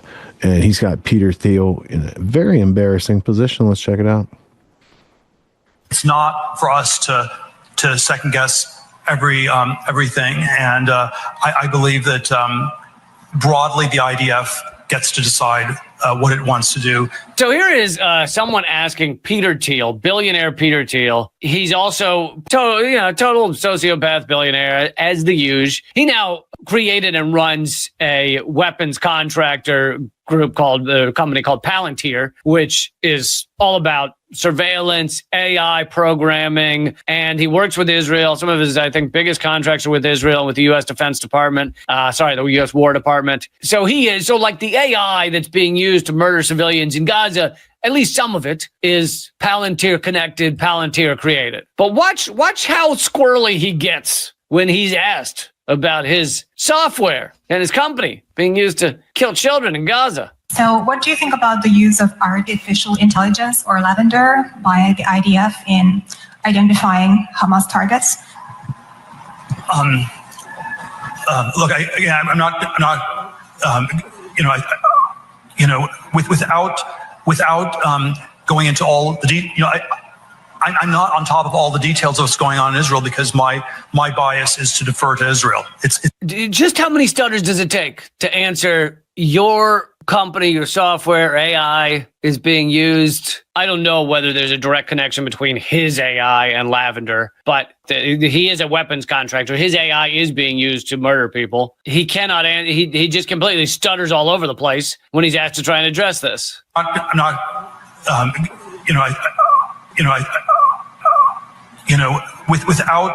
Without going into all the I'm not on top of all the details of what's going on in Israel because my bias is to defer to Israel. My bias is to defer to Israel. It's not for us to second guess everything. It's not for us to ask any questions about a genocide. Do not ask. Really? I think it's specifically for us as humans to ask questions about a genocide. That is what we should be doing. If we've got a moral, the cell in our body, we should be asking questions. Why? Why is this being done? Why is it being allowed? Who is doing it? What is their goal? Why is the U.S. supporting it? Why is the U.S. sending bombs to this genocide? What makes people think this is fine, this is okay, to murder children, to murder innocent people every day, to starve innocent people? It's not our place. Are you kidding me? Such a morally bankrupt sack of shit.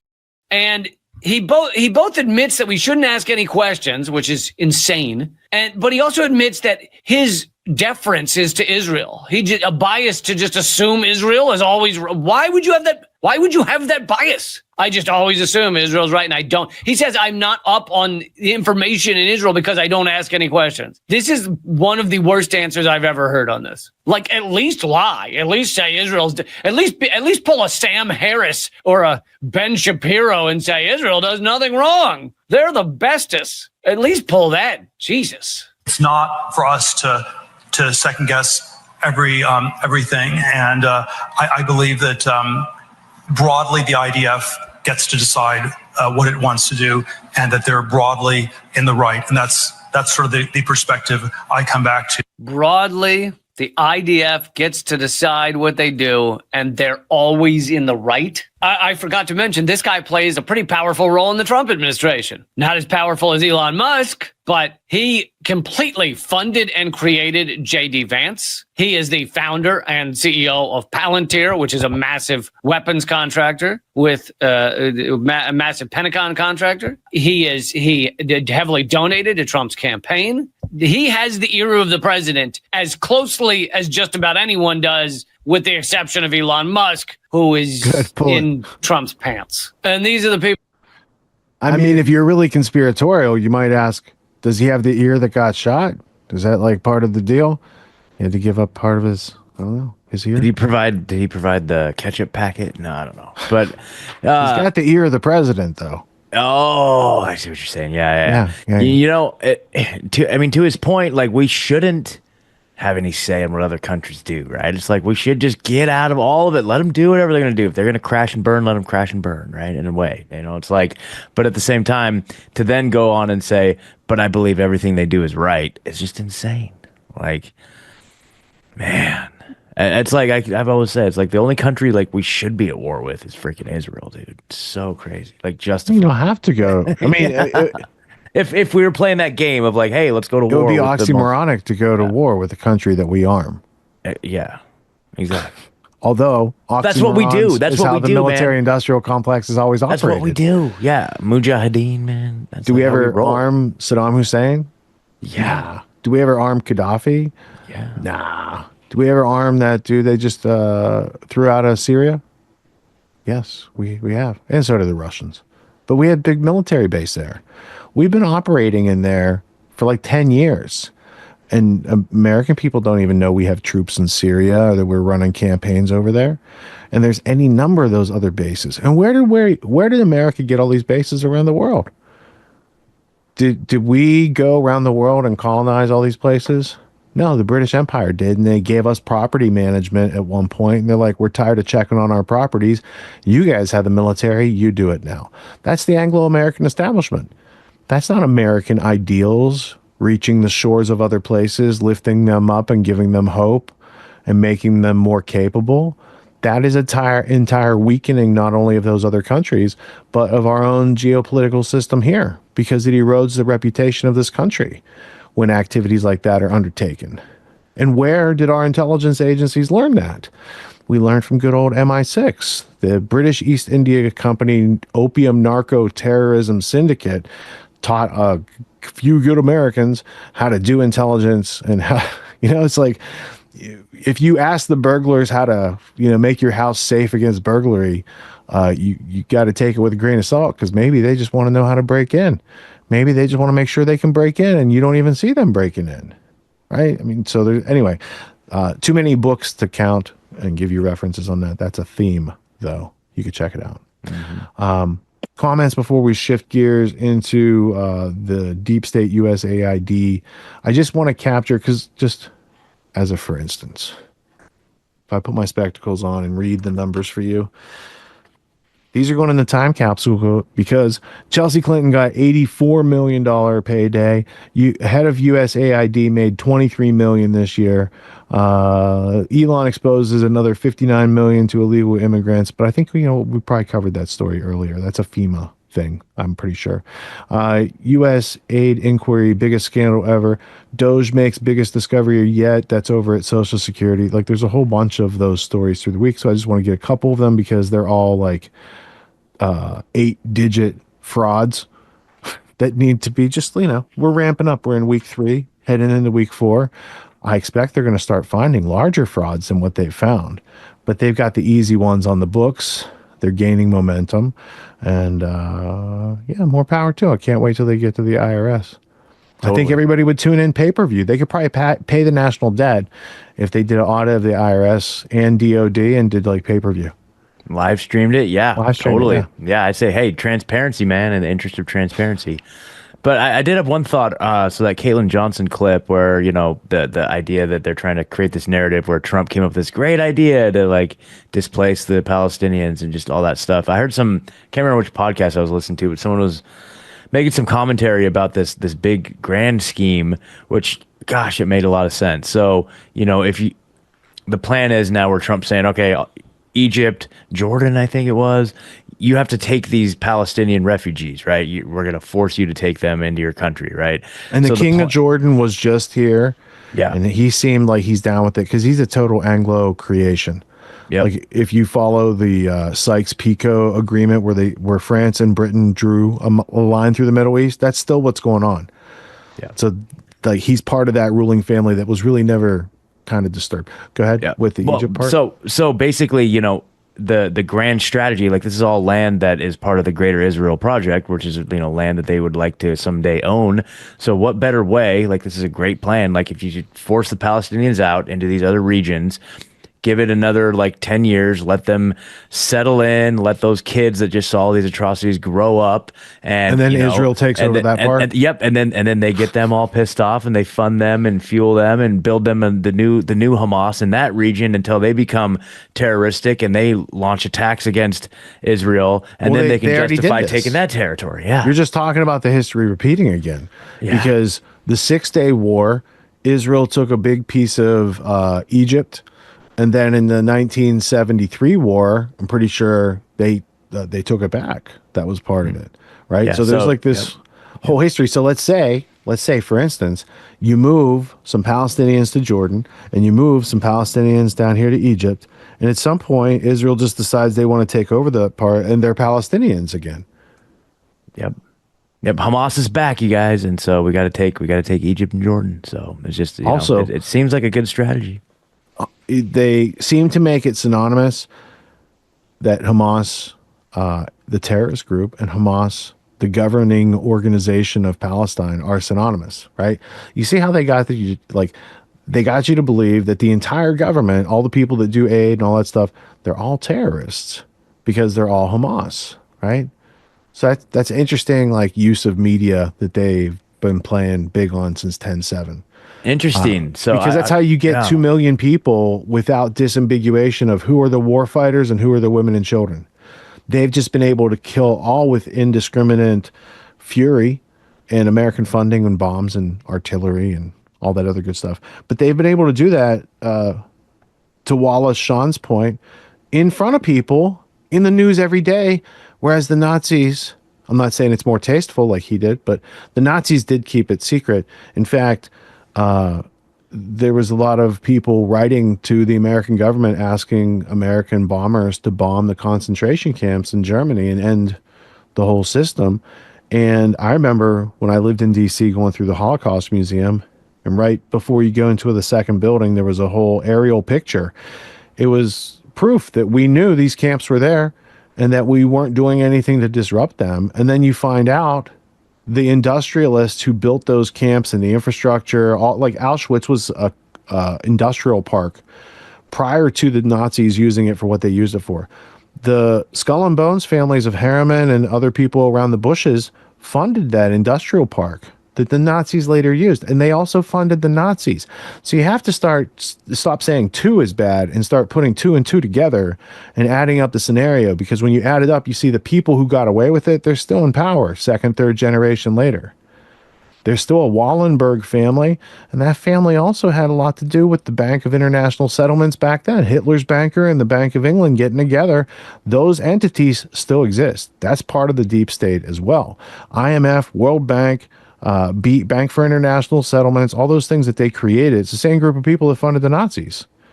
Those things still exist. They still have power. They still have influence, and they're outside the purview and jurisdiction of Doge. Yeah. So we'll see how it goes. We'll take it one day at a time. Yep, I'm in. Let's do it. Otherwise, we'll call Schneider to fix it because he's the super. All right, so let's go to the Chelsea Clinton story. This is courtesy of the Patrick Bet David Valuetainment podcast. Then we'll go to Legally Armed America, back to the quartering, a few minutes with Sean Ryan, and then a few minutes with Tim, and then we'll be able to wrap all these pieces of fraud from the past week, put a little bow on them, and preserve them for the future, as well as people this week who want to know what happened last week and have a better understanding of what's going to happen next week. Let's go to the clip. Chelsea Clinton was accused of getting paid $84 million. Rob, if I'm not mistaken, right? There was $84 million that went to the family. I don't even know what page it's on. And she comes out. Didn't go to the family. Went to the foundation. Foundation. Right. Went to the foundation from USAID. Yes. Is this, if you go a little lower on this story with Hillary Clinton, Chelsea Clinton, a claim circulated social media that Chelsea Clinton took home $84 million from USAID. Chelsea Clinton, daughter of Hillary Clinton and Bill Clinton. The USAID has recently come into focus because of President Trump's administration to dismantle, et cetera, et cetera. Go a little bit lower, Rob, to see what the number is. And at the center of it was Chelsea Clinton. A chart going around from data Republicans showed how much money flowed into different organizations to a box labeled Bill, Hillary, and Chelsea Clinton. Gross receipts totaling $84.624 million. Jeez. And Rob, be careful. Be careful on this is the problem. And as conservatives that are for all of this stuff, cutting and finding the graft, we have to be very careful. What people are getting from this is, we paid $3 million for her wedding. We don't know that. We do not know that. What we do know is that $84 million went to the Clinton initiative. How they then spent that, I don't think we have the goods on it yet. I haven't seen the paper. I totally get it. All I'm saying to you is I'm showing you this, and then I'm showing you how she responded. So then she responded, lies and conspiracies about my family and me are nothing new. Still, I'm particularly troubled by the absurd claim that continue to pervade social media this week. Fact checks being damned.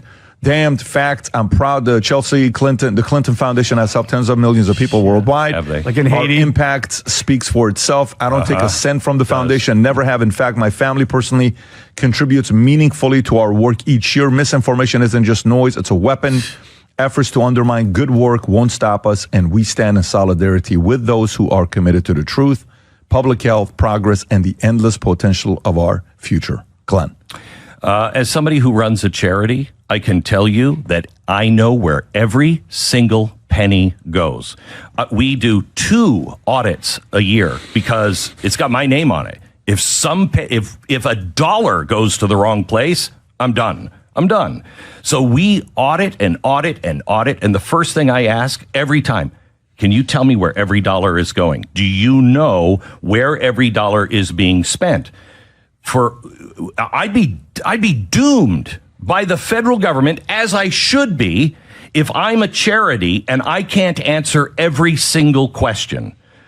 When are we going to see the Clinton initiative truly audited? When are we going to see these NGOs truly audited and know where every penny goes? I think that's what a lot of American people want. Exactly. That's what they're questioning. And they want jail time if you broke the law. Sure. They want to say, if you did anything wrong with the money that you and your parents have been raising for decades, guess what? Let's hold you accountable.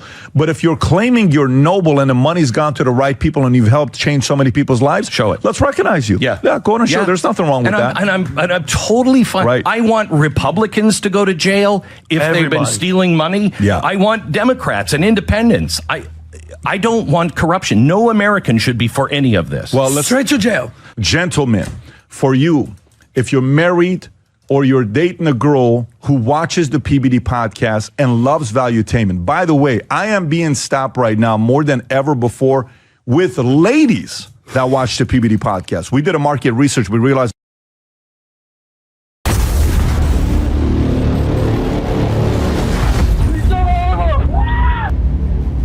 Hey there, friends. Welcome back to another Legally Armed America video. I'm, of course, Paul Glasgow here. Hey, guys, thanks for tuning in and watching the videos, especially here recently. There's a lot of new viewers that have come on board. I've been digging pretty deep into the USAID stuff, and quite frankly, guys, I don't have any real skill at that kind of stuff. I'm just a nerd. I'm a data nerd. I'm a numbers nerd. I just always have liked that. Unfortunately, I have always hated budget work, but in my 20s, I got hired and got that thrown into my lap doing budget work. So I learned at a very early age how to track numbers and look at budget documentation and follow that trail to see where it leads us. And quite frankly, this is something that I evolved into liking. Now, if I took a job, I wouldn't want to work in budgets again. But as far as tracking numbers down and looking to see where the money goes, it's interesting to me. So again, I have no special skill. It's just something that I learned a long time ago, and I nerd out on that kind of stuff. And I appreciate you guys appreciating that. Quite frankly, I've been getting a lot of hate mail the last few days. Not from you guys. I'm pretty sure not from you guys. But apparently a lot of the stuff that I've uncovered, especially yesterday with the Wall Street Journal stuff, I don't know that anybody else uncovered the Wall Street Journal stuff yet. I think they will, because a lot of people are tagging me in my video and tagging Elon and people like that. So I think the Wall Street Journal ties and how they're attempting to reveal the Doge workers is going to come out. And obviously those guys are making some money off of that. But I think that I noticed on X, if you don't follow me on X, you ought to go check it out. It's pretty brutal over there, by the way.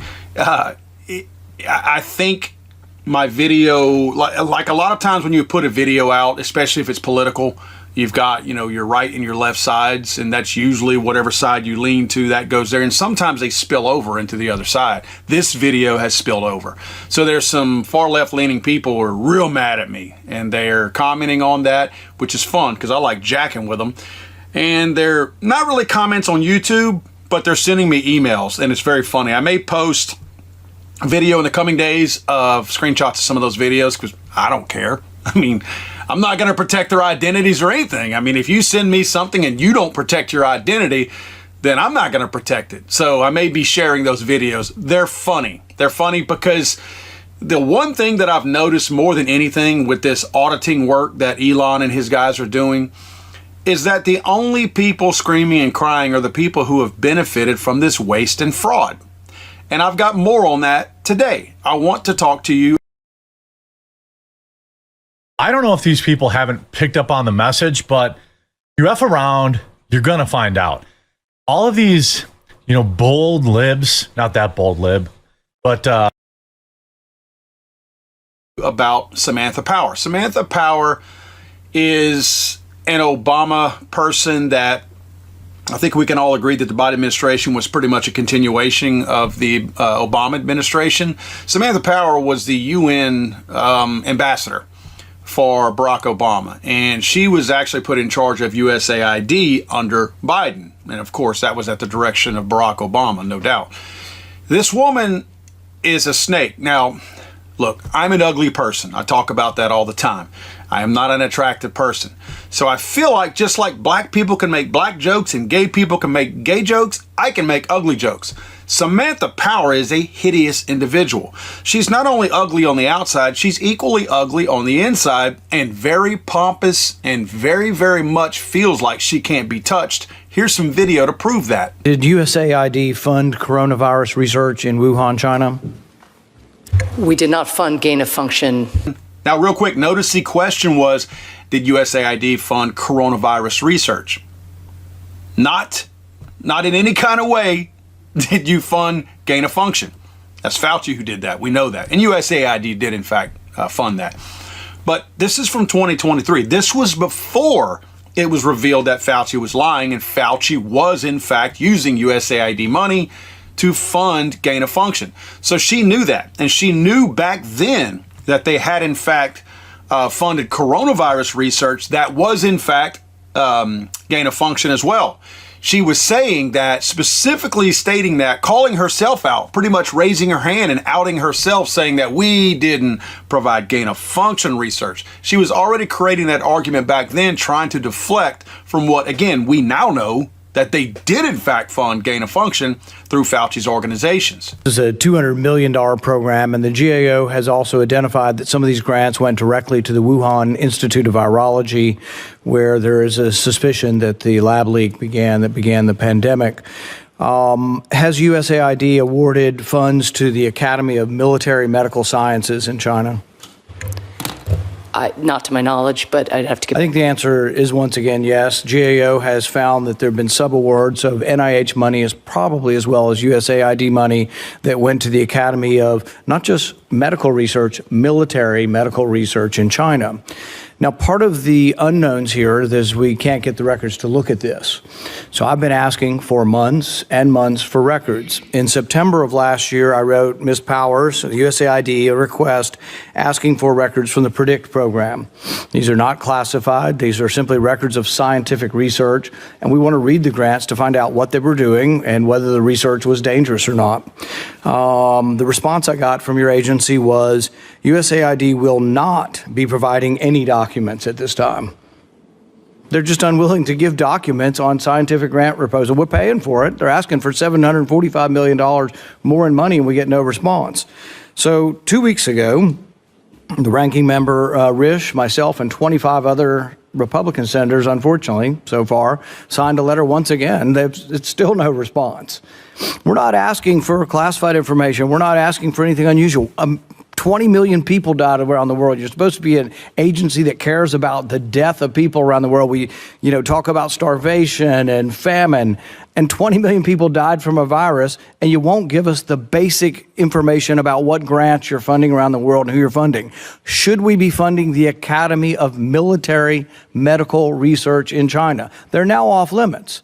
Now, real quick before we move on, I want you to understand, you see the pompousness, right? You see the no one holds me accountable attitude that Samantha Power has. She has that self-confidence and that feeling from the Obama administration / the Biden administration that she can't be touched. She has essentially been told, so you can go in here and talk about all this stuff. Doesn't matter what you say. Nothing's going to happen to you because we are in charge of the White House. So you can sense that attitude from her. Now, I want you to understand this next clip, same interview, same setting, but I want you to pay particular attention to the word. Remember, these people are under oath. When they talk under oath, they are very, very careful with the choice of the words that they use. And check this out as far as how she uses her words to answer a question. And there must be a class for this because these guys are really good at it. But she's very specific on the words that she uses to answer the question without actually having to answer the question. We have provided hundreds and hundreds of pages of documents related to the PREDICT program for the very reason that you say, because we are involved. Not to us.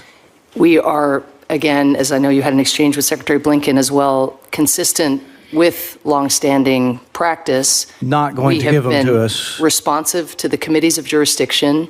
Not going to. You've been consistent in not giving us any information. That's not true. But what you're we've saying provided is hundreds of pages in response to the Karen ranking to the Senate, Homeland Security, and Government Affairs Committee. For example, we've had extensive. We've been requesting this and gotten none of it. I'm on that committee as well. Notice she says that they are consistent with longstanding practice.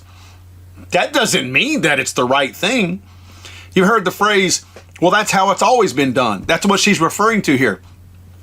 He's asking about the paperwork. She's saying they've been consistent with previous practice. Well, yeah, because no one has ever provided that paperwork. She is being consistent. She is factually correct by saying we are consistent with long-standing habits, right?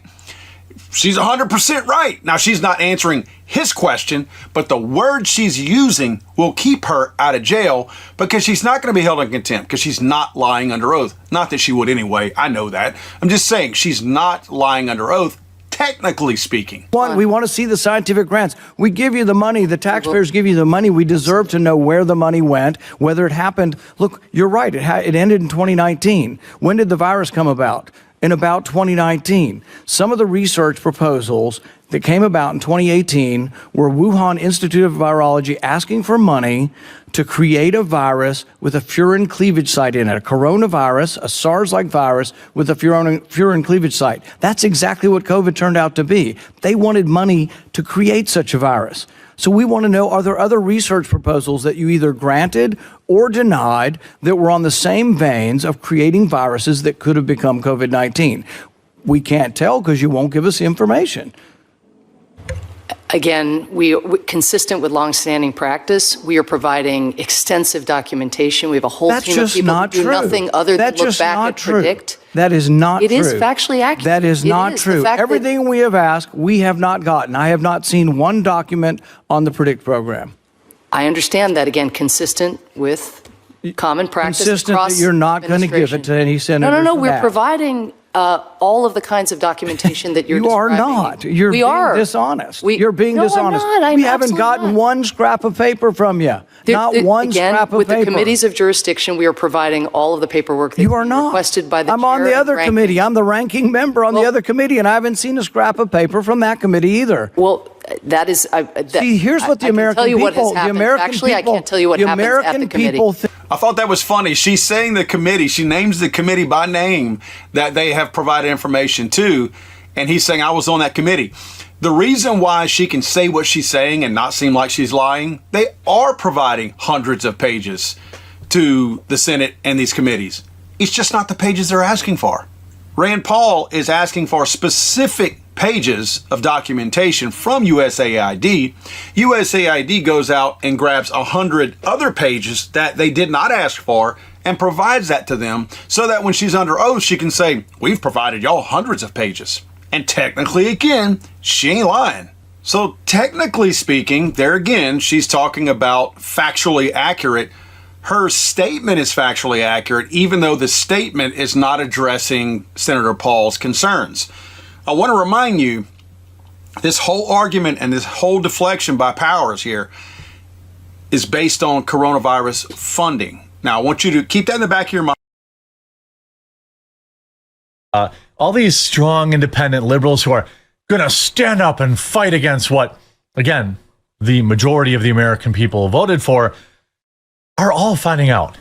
So USAID, we know, is the devil's purse. It was stealing all of our money, American taxpayers' money, and giving it to wild causes meant to, I don't know, destabilize the world in other nations. I don't exactly know the answer, but I know for a fact it wasn't doing what the U.S. taxpayers wanted them to do.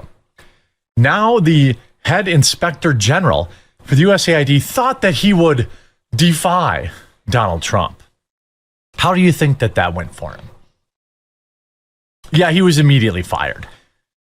Trump fires USAID's inspector general after his office released a report critical of the administration. By the way, we'll be talking about this today live, 1 Eastern. I know I'm telling you about it, but I'm really trying to grow the show. Let's get up over 10,000 concurrent viewers by my birthday. Download the Rumble app, follow the quartering over on Rumble. We're live every day at 1 Eastern. Or if you don't want to, subscribe to that. So go subscribe to one of the two and tune in at 1 Eastern, Monday through Friday. Trump fires USAID Inspector General after his office released letter critical of him. The Inspector General at the U.S. Agency of the Internal Development, USAID, was fired a day after his office released a report detailing the negative impact of the Trump administration's dramatic downsizing of the agency, according to the letter obtained by NBC News. Now, he had released this letter basically being like, think of the kids. Think of the kids. All this food that we've bought, all these food for Somalia or Sudan or whatever, all the stuff that we've bought with American taxpayer dollars that they didn't want to, it's going to go spoil. You know what? Distribute it to the homeless in America. How about that? The Inspector General of the U.S. Agency was released. Paul Martin, who had been the USAID's Inspector General since 2023, was notified of his dismissal by email. On behalf of President Donald J. Trump, I'm writing to inform you that your position as Inspector General of the United States Agency for International Development is terminated effective immediately. Trent Morris, Deputy Director of the Office of the Presidential Personnel, informed Martin in an email obtained by NBC News that thank you for your service. I mean, this is bonkers. He fired a day after releasing a report critical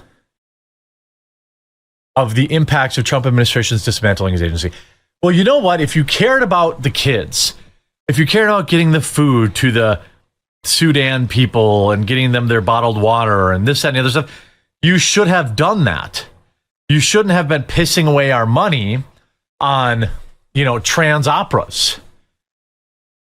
The administration required under law to provide 30 days notice to Congress before firing an inspector general and provide a case-specific reason for getting rid of watchdogs. Some of this gets really, really ugly. And I'll give you an example. Samantha Power is funding the machine so that they all get here. Samantha Power's net worth increased from 21 to 24 from an estimated 6.7 million to 16.5 million to around 30 million. How did that happen? Some of this gets really, really ugly. And I'll give you an example of this. USAID is doing that, and it was administered for the whole of the Biden administration by Samantha Power. Samantha Power's husband, and I don't normally feel it's appropriate to mention family members, but they are both political and in the Biden administration's government doing a 1-2 punch on this issue. So, this is not about the personal. This is just because these two things are connected.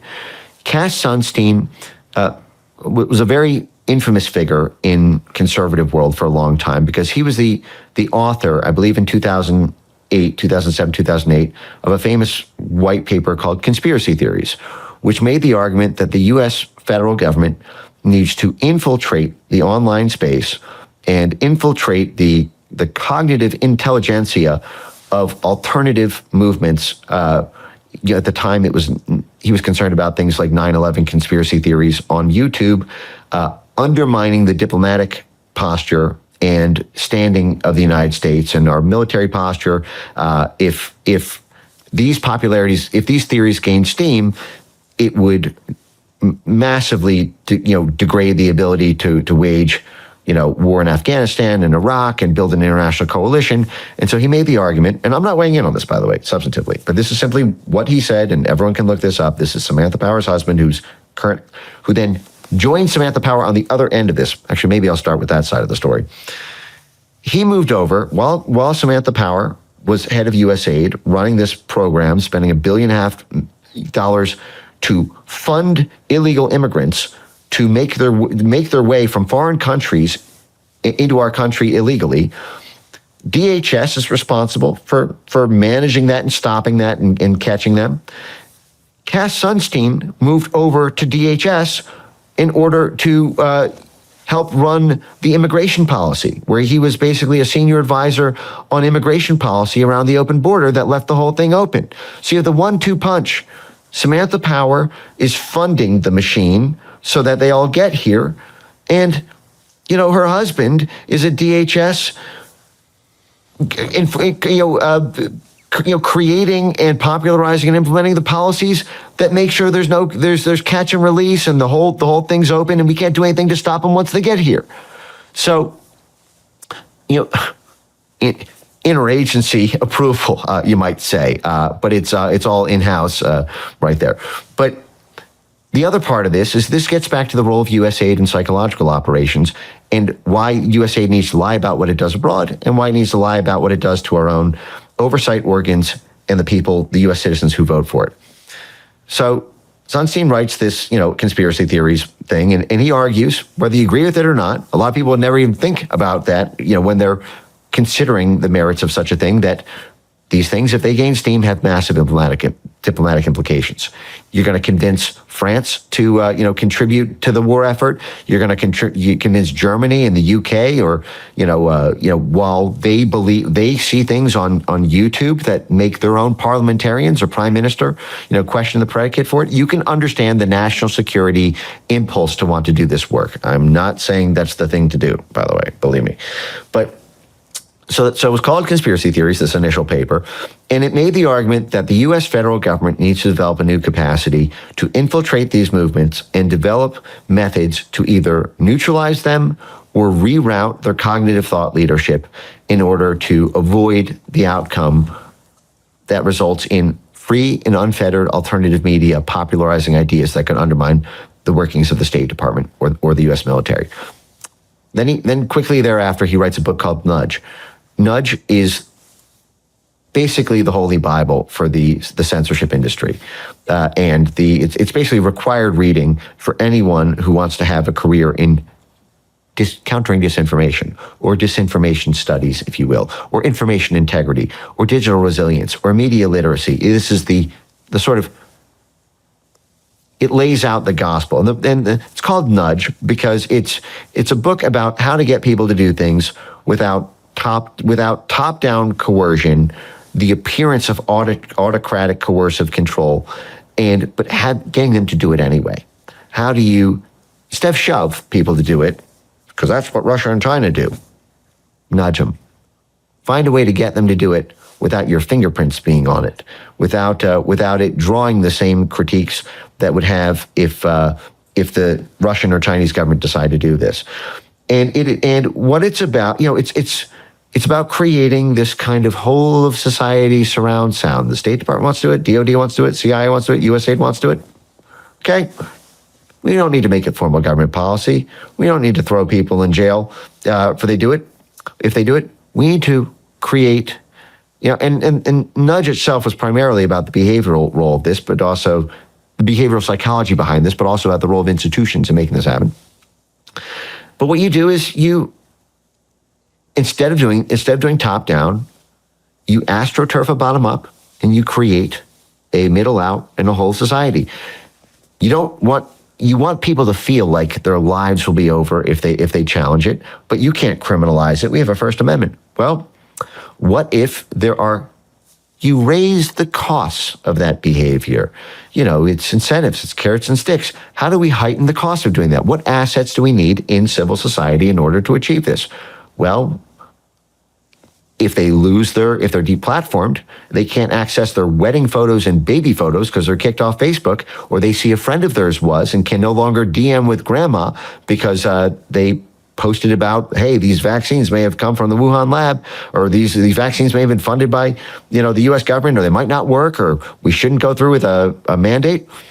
We don't want to throw people in jail for that yet, maybe. Because a lot of these same folks have now started to talk about, well, maybe the fundamental problem is the First Amendment itself, and that's why they are all working with the EU and the UK and foreign governments like Brazil to make this happen. But okay, so get the social media companies to demonetize them, deplatform them, do algorithmic suspension. Okay, that's one thing we can do. What's another thing we can do? Well, we can do defamations and lawsuit. We can use lawfare, and we can make high-profile cases of this. And there were,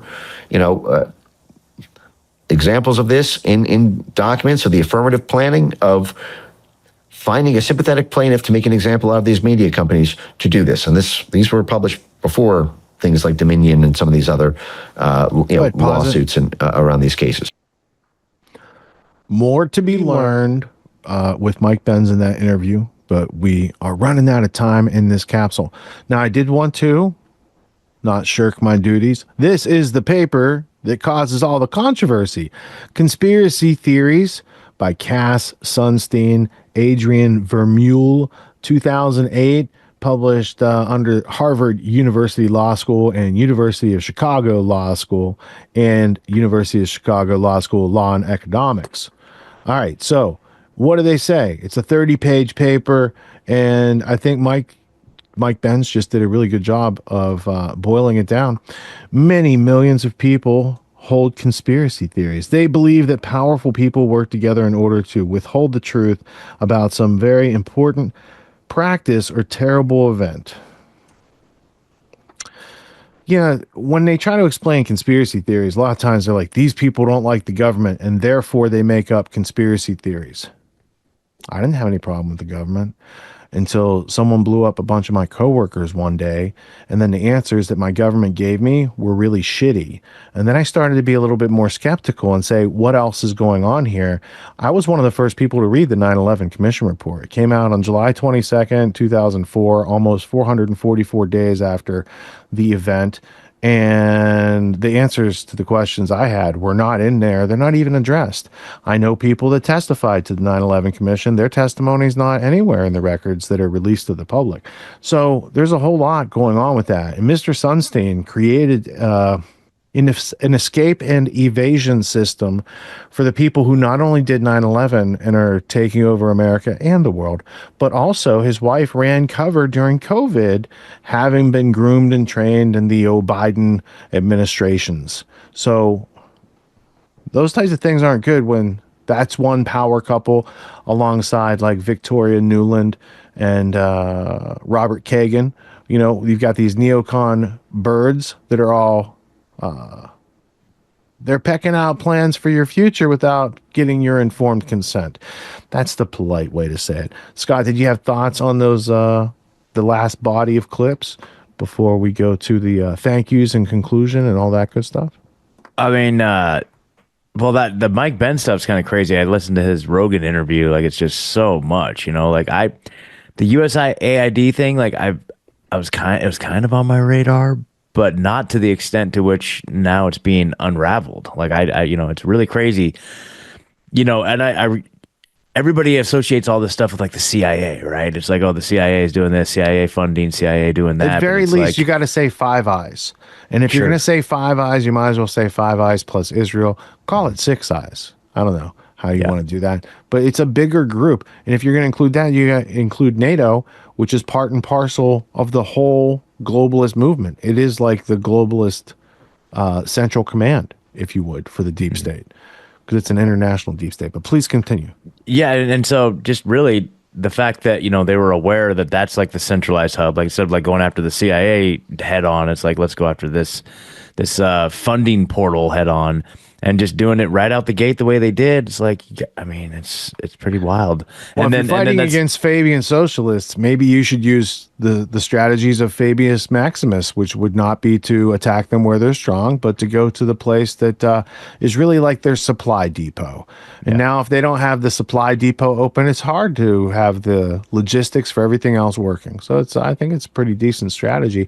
If you had me make up a plan and say these are the things that would need to be done, I think they did a better job than my first draft would have been.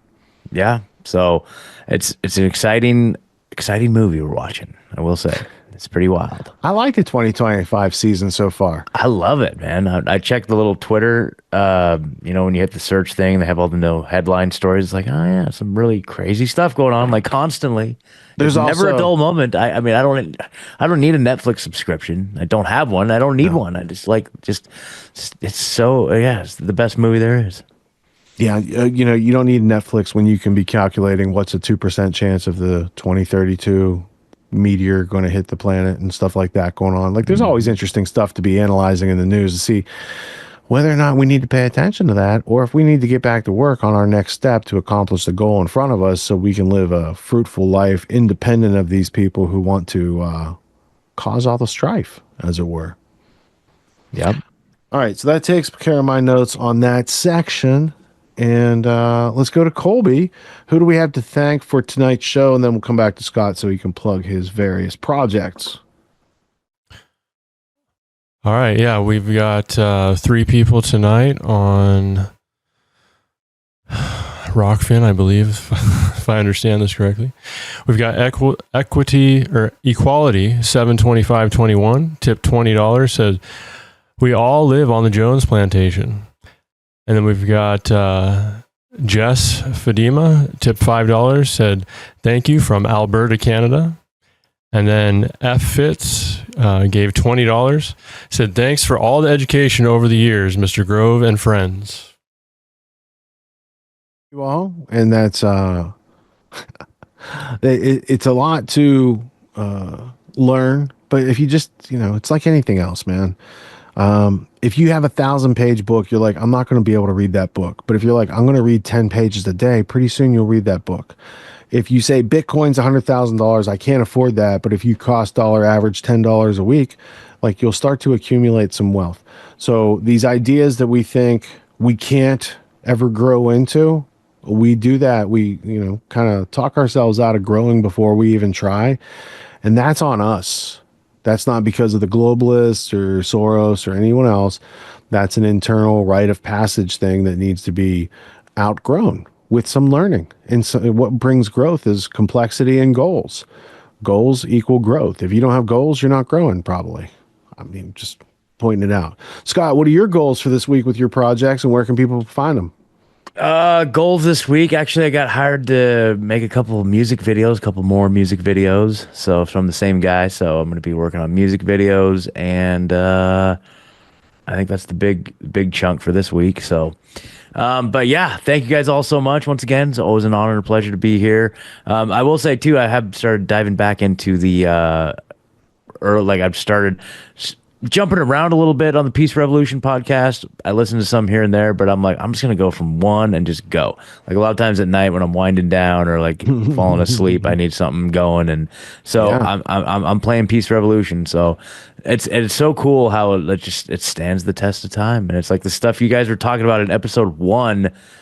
It's like the same stuff we're talking about right now, same vocabulary, same stuff. So it's like it's really cool how ahead of the curve you were and you guys were, and it's just like it's evergreen content. It's really good stuff. So shout out there. So yeah, Peace Revolution podcast. But yeah, it's supposed to be like a talking signpost. So when you make it this far, no matter what year you listen to it and what order you listen to it, it's all going to apply because you're living in part of the story that's being told through those various episodes, whether it's America and the Great Game, Strategy Attention, that's Operation Gladio and NATO, or JFK, or, after 50 years, who still benefits from JFK and these documents not being released?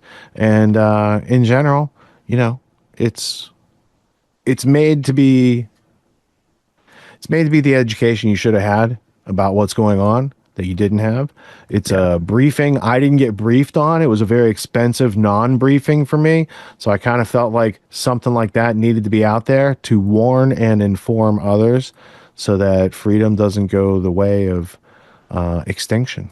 Yeah. And as a podcast producer, I kind of know how you start a show, and then the show kind of takes on a life of its own and it evolves. And then as a producer, you kind of take the project in a certain direction or another, and like it grows and expands and all this stuff. And so it's like, episode 1 is like an hour and 45 minutes. Then like episode 93 is like over 25 hours or something like that. So it's like, I see where you get your penchant for long form content. Cause there's some episodes that are literally like over 20 hours. Like it's great. I love it. I think there's a 20-hour episode of 9/11 Synchronicity, which was the podcast I did before Peace Revolution, but it's all 9/11 research and some of that, and it's woven together so that people can understand it in context. The other aspect is Peace Revolution. Episode 93 was supposed to be the history and evolution of libertarian philosophy. Episode 94 was slated to be the practical applications of episode 93.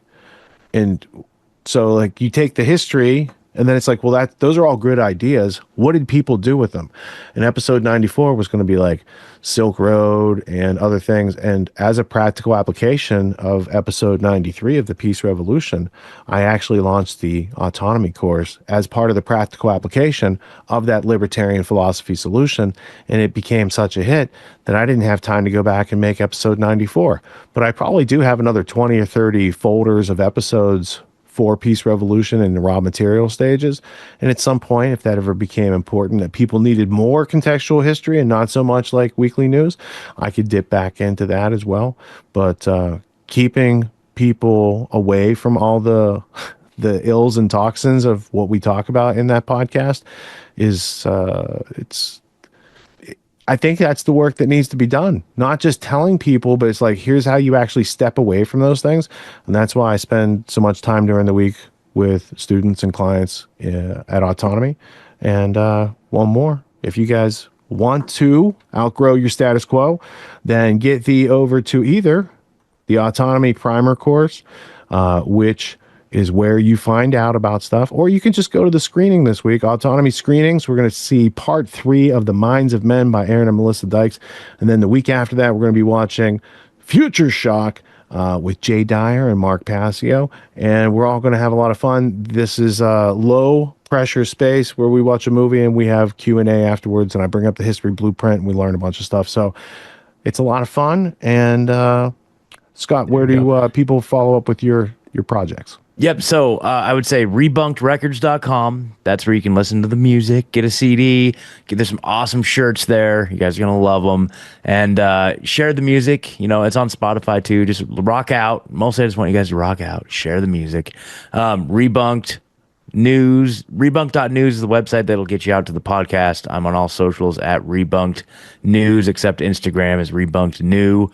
And then Clip Genie, of course, gtw.clipgenie.com. If there's a topic that you want more information on, odds are it's been covered on the show. So you type in whatever that topic is on the Clip Genie and dive in. And then Unjected, if you're single and unvaxxed and looking for love, get the Unjected app, and we got the Unjected swag shop up, unjectedswag.com. We've got awesome unvaxxed sperm and unvaxxed babe certificates that look like diplomas that you put behind your desk, right next to your like college diploma. They're great. It's from the Unjected Institute of Freedom official what is that word? University, the official like sanctioned university, whatever. What's the word? It's driving me crazy. You know what I'm talking about? Like it's an accredited university, right? There you go. Sorry. Anyway, all kinds of stuff, but that's pretty much it. Thank you guys so much. And he also used to have a page that was like this, but it had his name on it, where I use Linktree. And yeah, I've heard so many people. Richard Grove. And then I don't have to say all those things. It's like, if you're interested, they're all right here. Dude, I had one, but they took that site down. I know, you got to rebuild.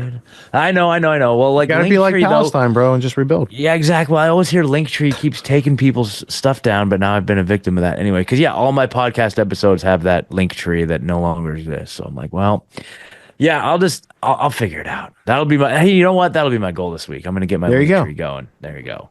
It's good to have goals. Yep. All Thank you guys. So with all that being said, I'd like to thank LD for helping out, even though he's on the road. I'd like to thank Colby for pressing all the buttons the right way and just the right time tonight.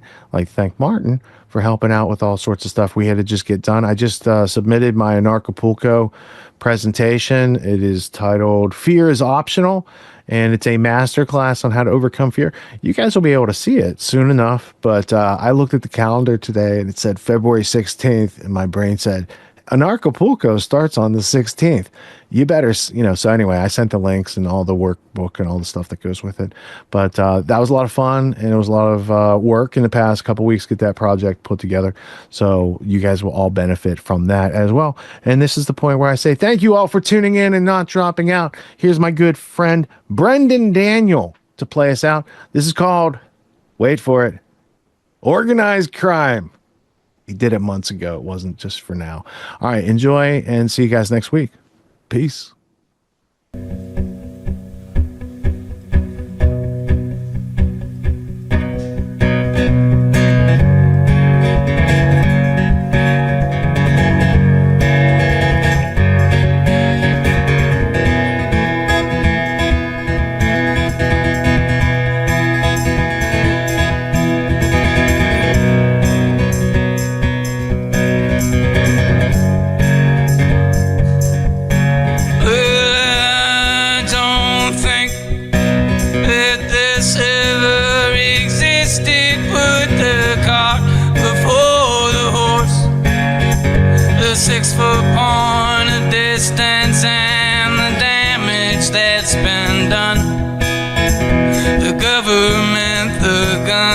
Shoots to save us. And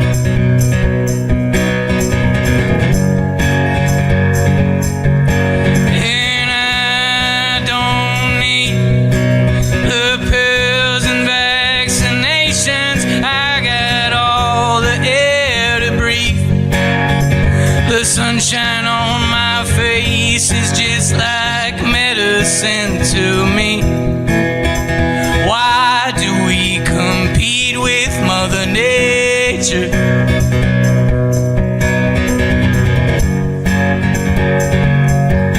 Well, war is hell, a weapon of taxation. It's been poison in the well. I wonder how they made it so that we could hardly tell.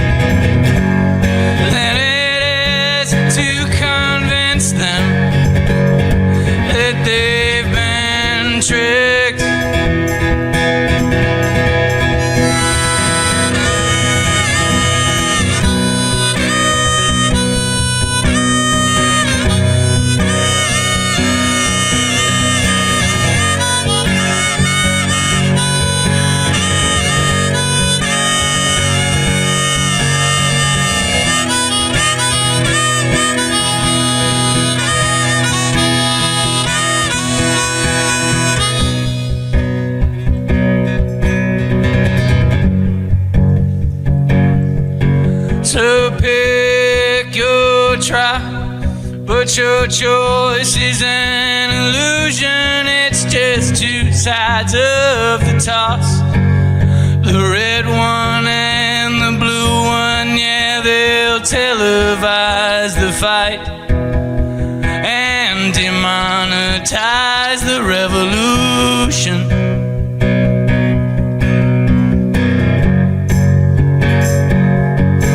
Well, history is written by the victors. It's the killing of the king, the sacrificial victim, and the club that you're not in. The power that's corrupted, absolutely.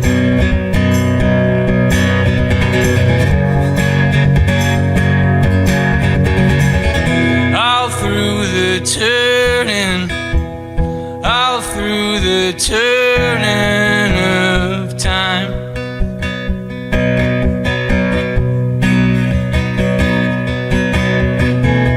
Let's call it what it is. It's organized crime.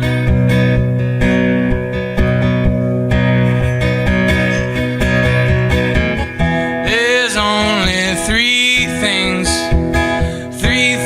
that no one can hide.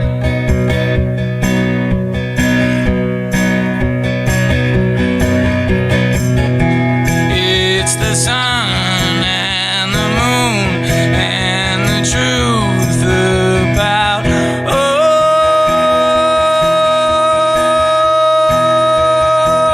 organized crime. Thank you very much, everybody. Conspiracy is the story of history. It's the story of plunderers taking care of people who produce. They claim to take care of them through government, which doesn't give you anything. It doesn't take away first. So it's not creating something out of nothing. It's very real what they're doing. They're taking your rights or taking some people's rights and adding more to someone else's rights. If you haven't heard about our Grand Theft World community membership, here are a few of the things you've been missing. A mobile app where you can access replays of the Grand Theft World podcast and show notes. Access to the Grand Theft World community on Discord, where we crowdsource news and resources, and you can contribute to the show. The opportunity to participate in the Grand Theft World bi-weekly town hall. Exclusive content from Richard Grove, including behind-the-scenes footage and future access to unpublished material. 93 episodes of the Peace Revolution podcast, and the Grand Theft World newsletter delivered straight to your inbox each week. If you want to stay ahead of the great game, visit us at grandtheftworld.com, click or tap the button in the top right-hand corner, and join a vibrant community of researchers blazing a new path to truth. We'll see you there.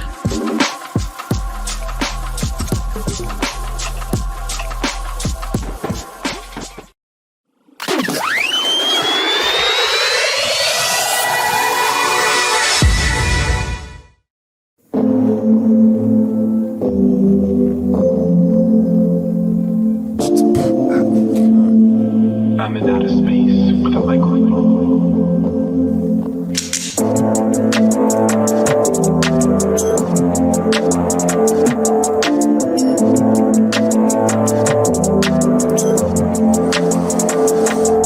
Long history, so scoop it as I unfold the groove, tune it, and not drop out, not to cop out, the post gears, remove music. This wealthy cat was moving, stack of cash and sports cruiser, major accent deals mover, promoted fast like homeschoolers. Then noticing one day some bills that went unpaid, those crumbs they led one way, discovered some unfun game, Then he was called into a meeting to disrupt and expose, but that was the day that the world froze. So stuck in the traffic and then caught in the panic, he dipped out in a frantic speed to exceed the seed planted at the event, and what would soon come, connecting dots to be revealed in Project Constellation. Big props to Maria, broadcasted, that's where I'd hear and get hooked on the name of Richard Grove. What he's saying is hypnotic. Synchronicity came out like chronic, all in full stride, compadres around all sides, seeking sources to provide solution. The heavy-handed knowledge is Willie saying the peace revolution, never knowing I was missing a blessing. The heaviest session recorded and revealed the ultimate history lesson in this question. I'm a Midwestern who's rocking it dope. Subscribe to media produced by Tragedy and Hope. And if you didn't know, the gift in here is what you've been missing, and listening is where conviction is revealed in descriptions in a brain model.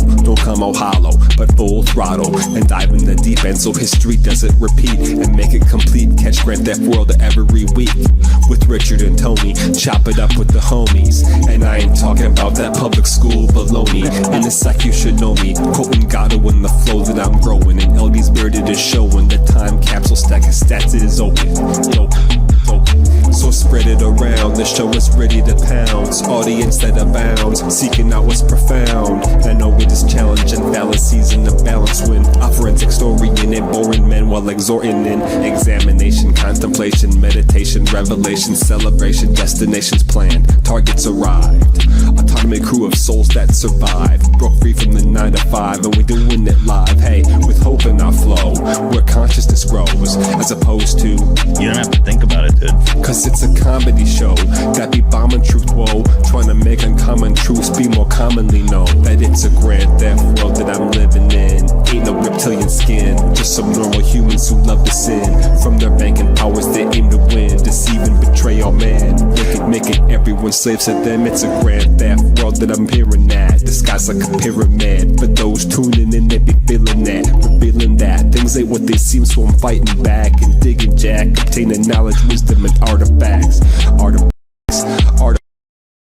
Yeah, like that aspect that they lack. Yo, trivium course, deal with that. Rebel, bring the back, cause it's a that for the rolling out. Got the growth model out, tracing Rockefeller dollars straight to clouds. SEC connections are hard to doubt, but most go the common route, walking with their head in the shroud. Yo, it's a grand theft world that I'm peering at, disguised like a pyramid. But those tuning in, they be feeling that, revealing that things ain't what they seem, so I'm fighting back and digging jack, obtaining knowledge, wisdom, and artifacts. You should know, it's not a video game. This isn't Grand Theft Auto, folks. This isn't a video game. This is Grand Theft World. All right, LD. It's a Grand Theft World that I'm peering at, disguised like a pyramid. For those tuning in, they'd be feeling it, revealing that things ain't what they seem, so I'm fighting back and digging jack, obtaining knowledge, wisdom, and artifacts.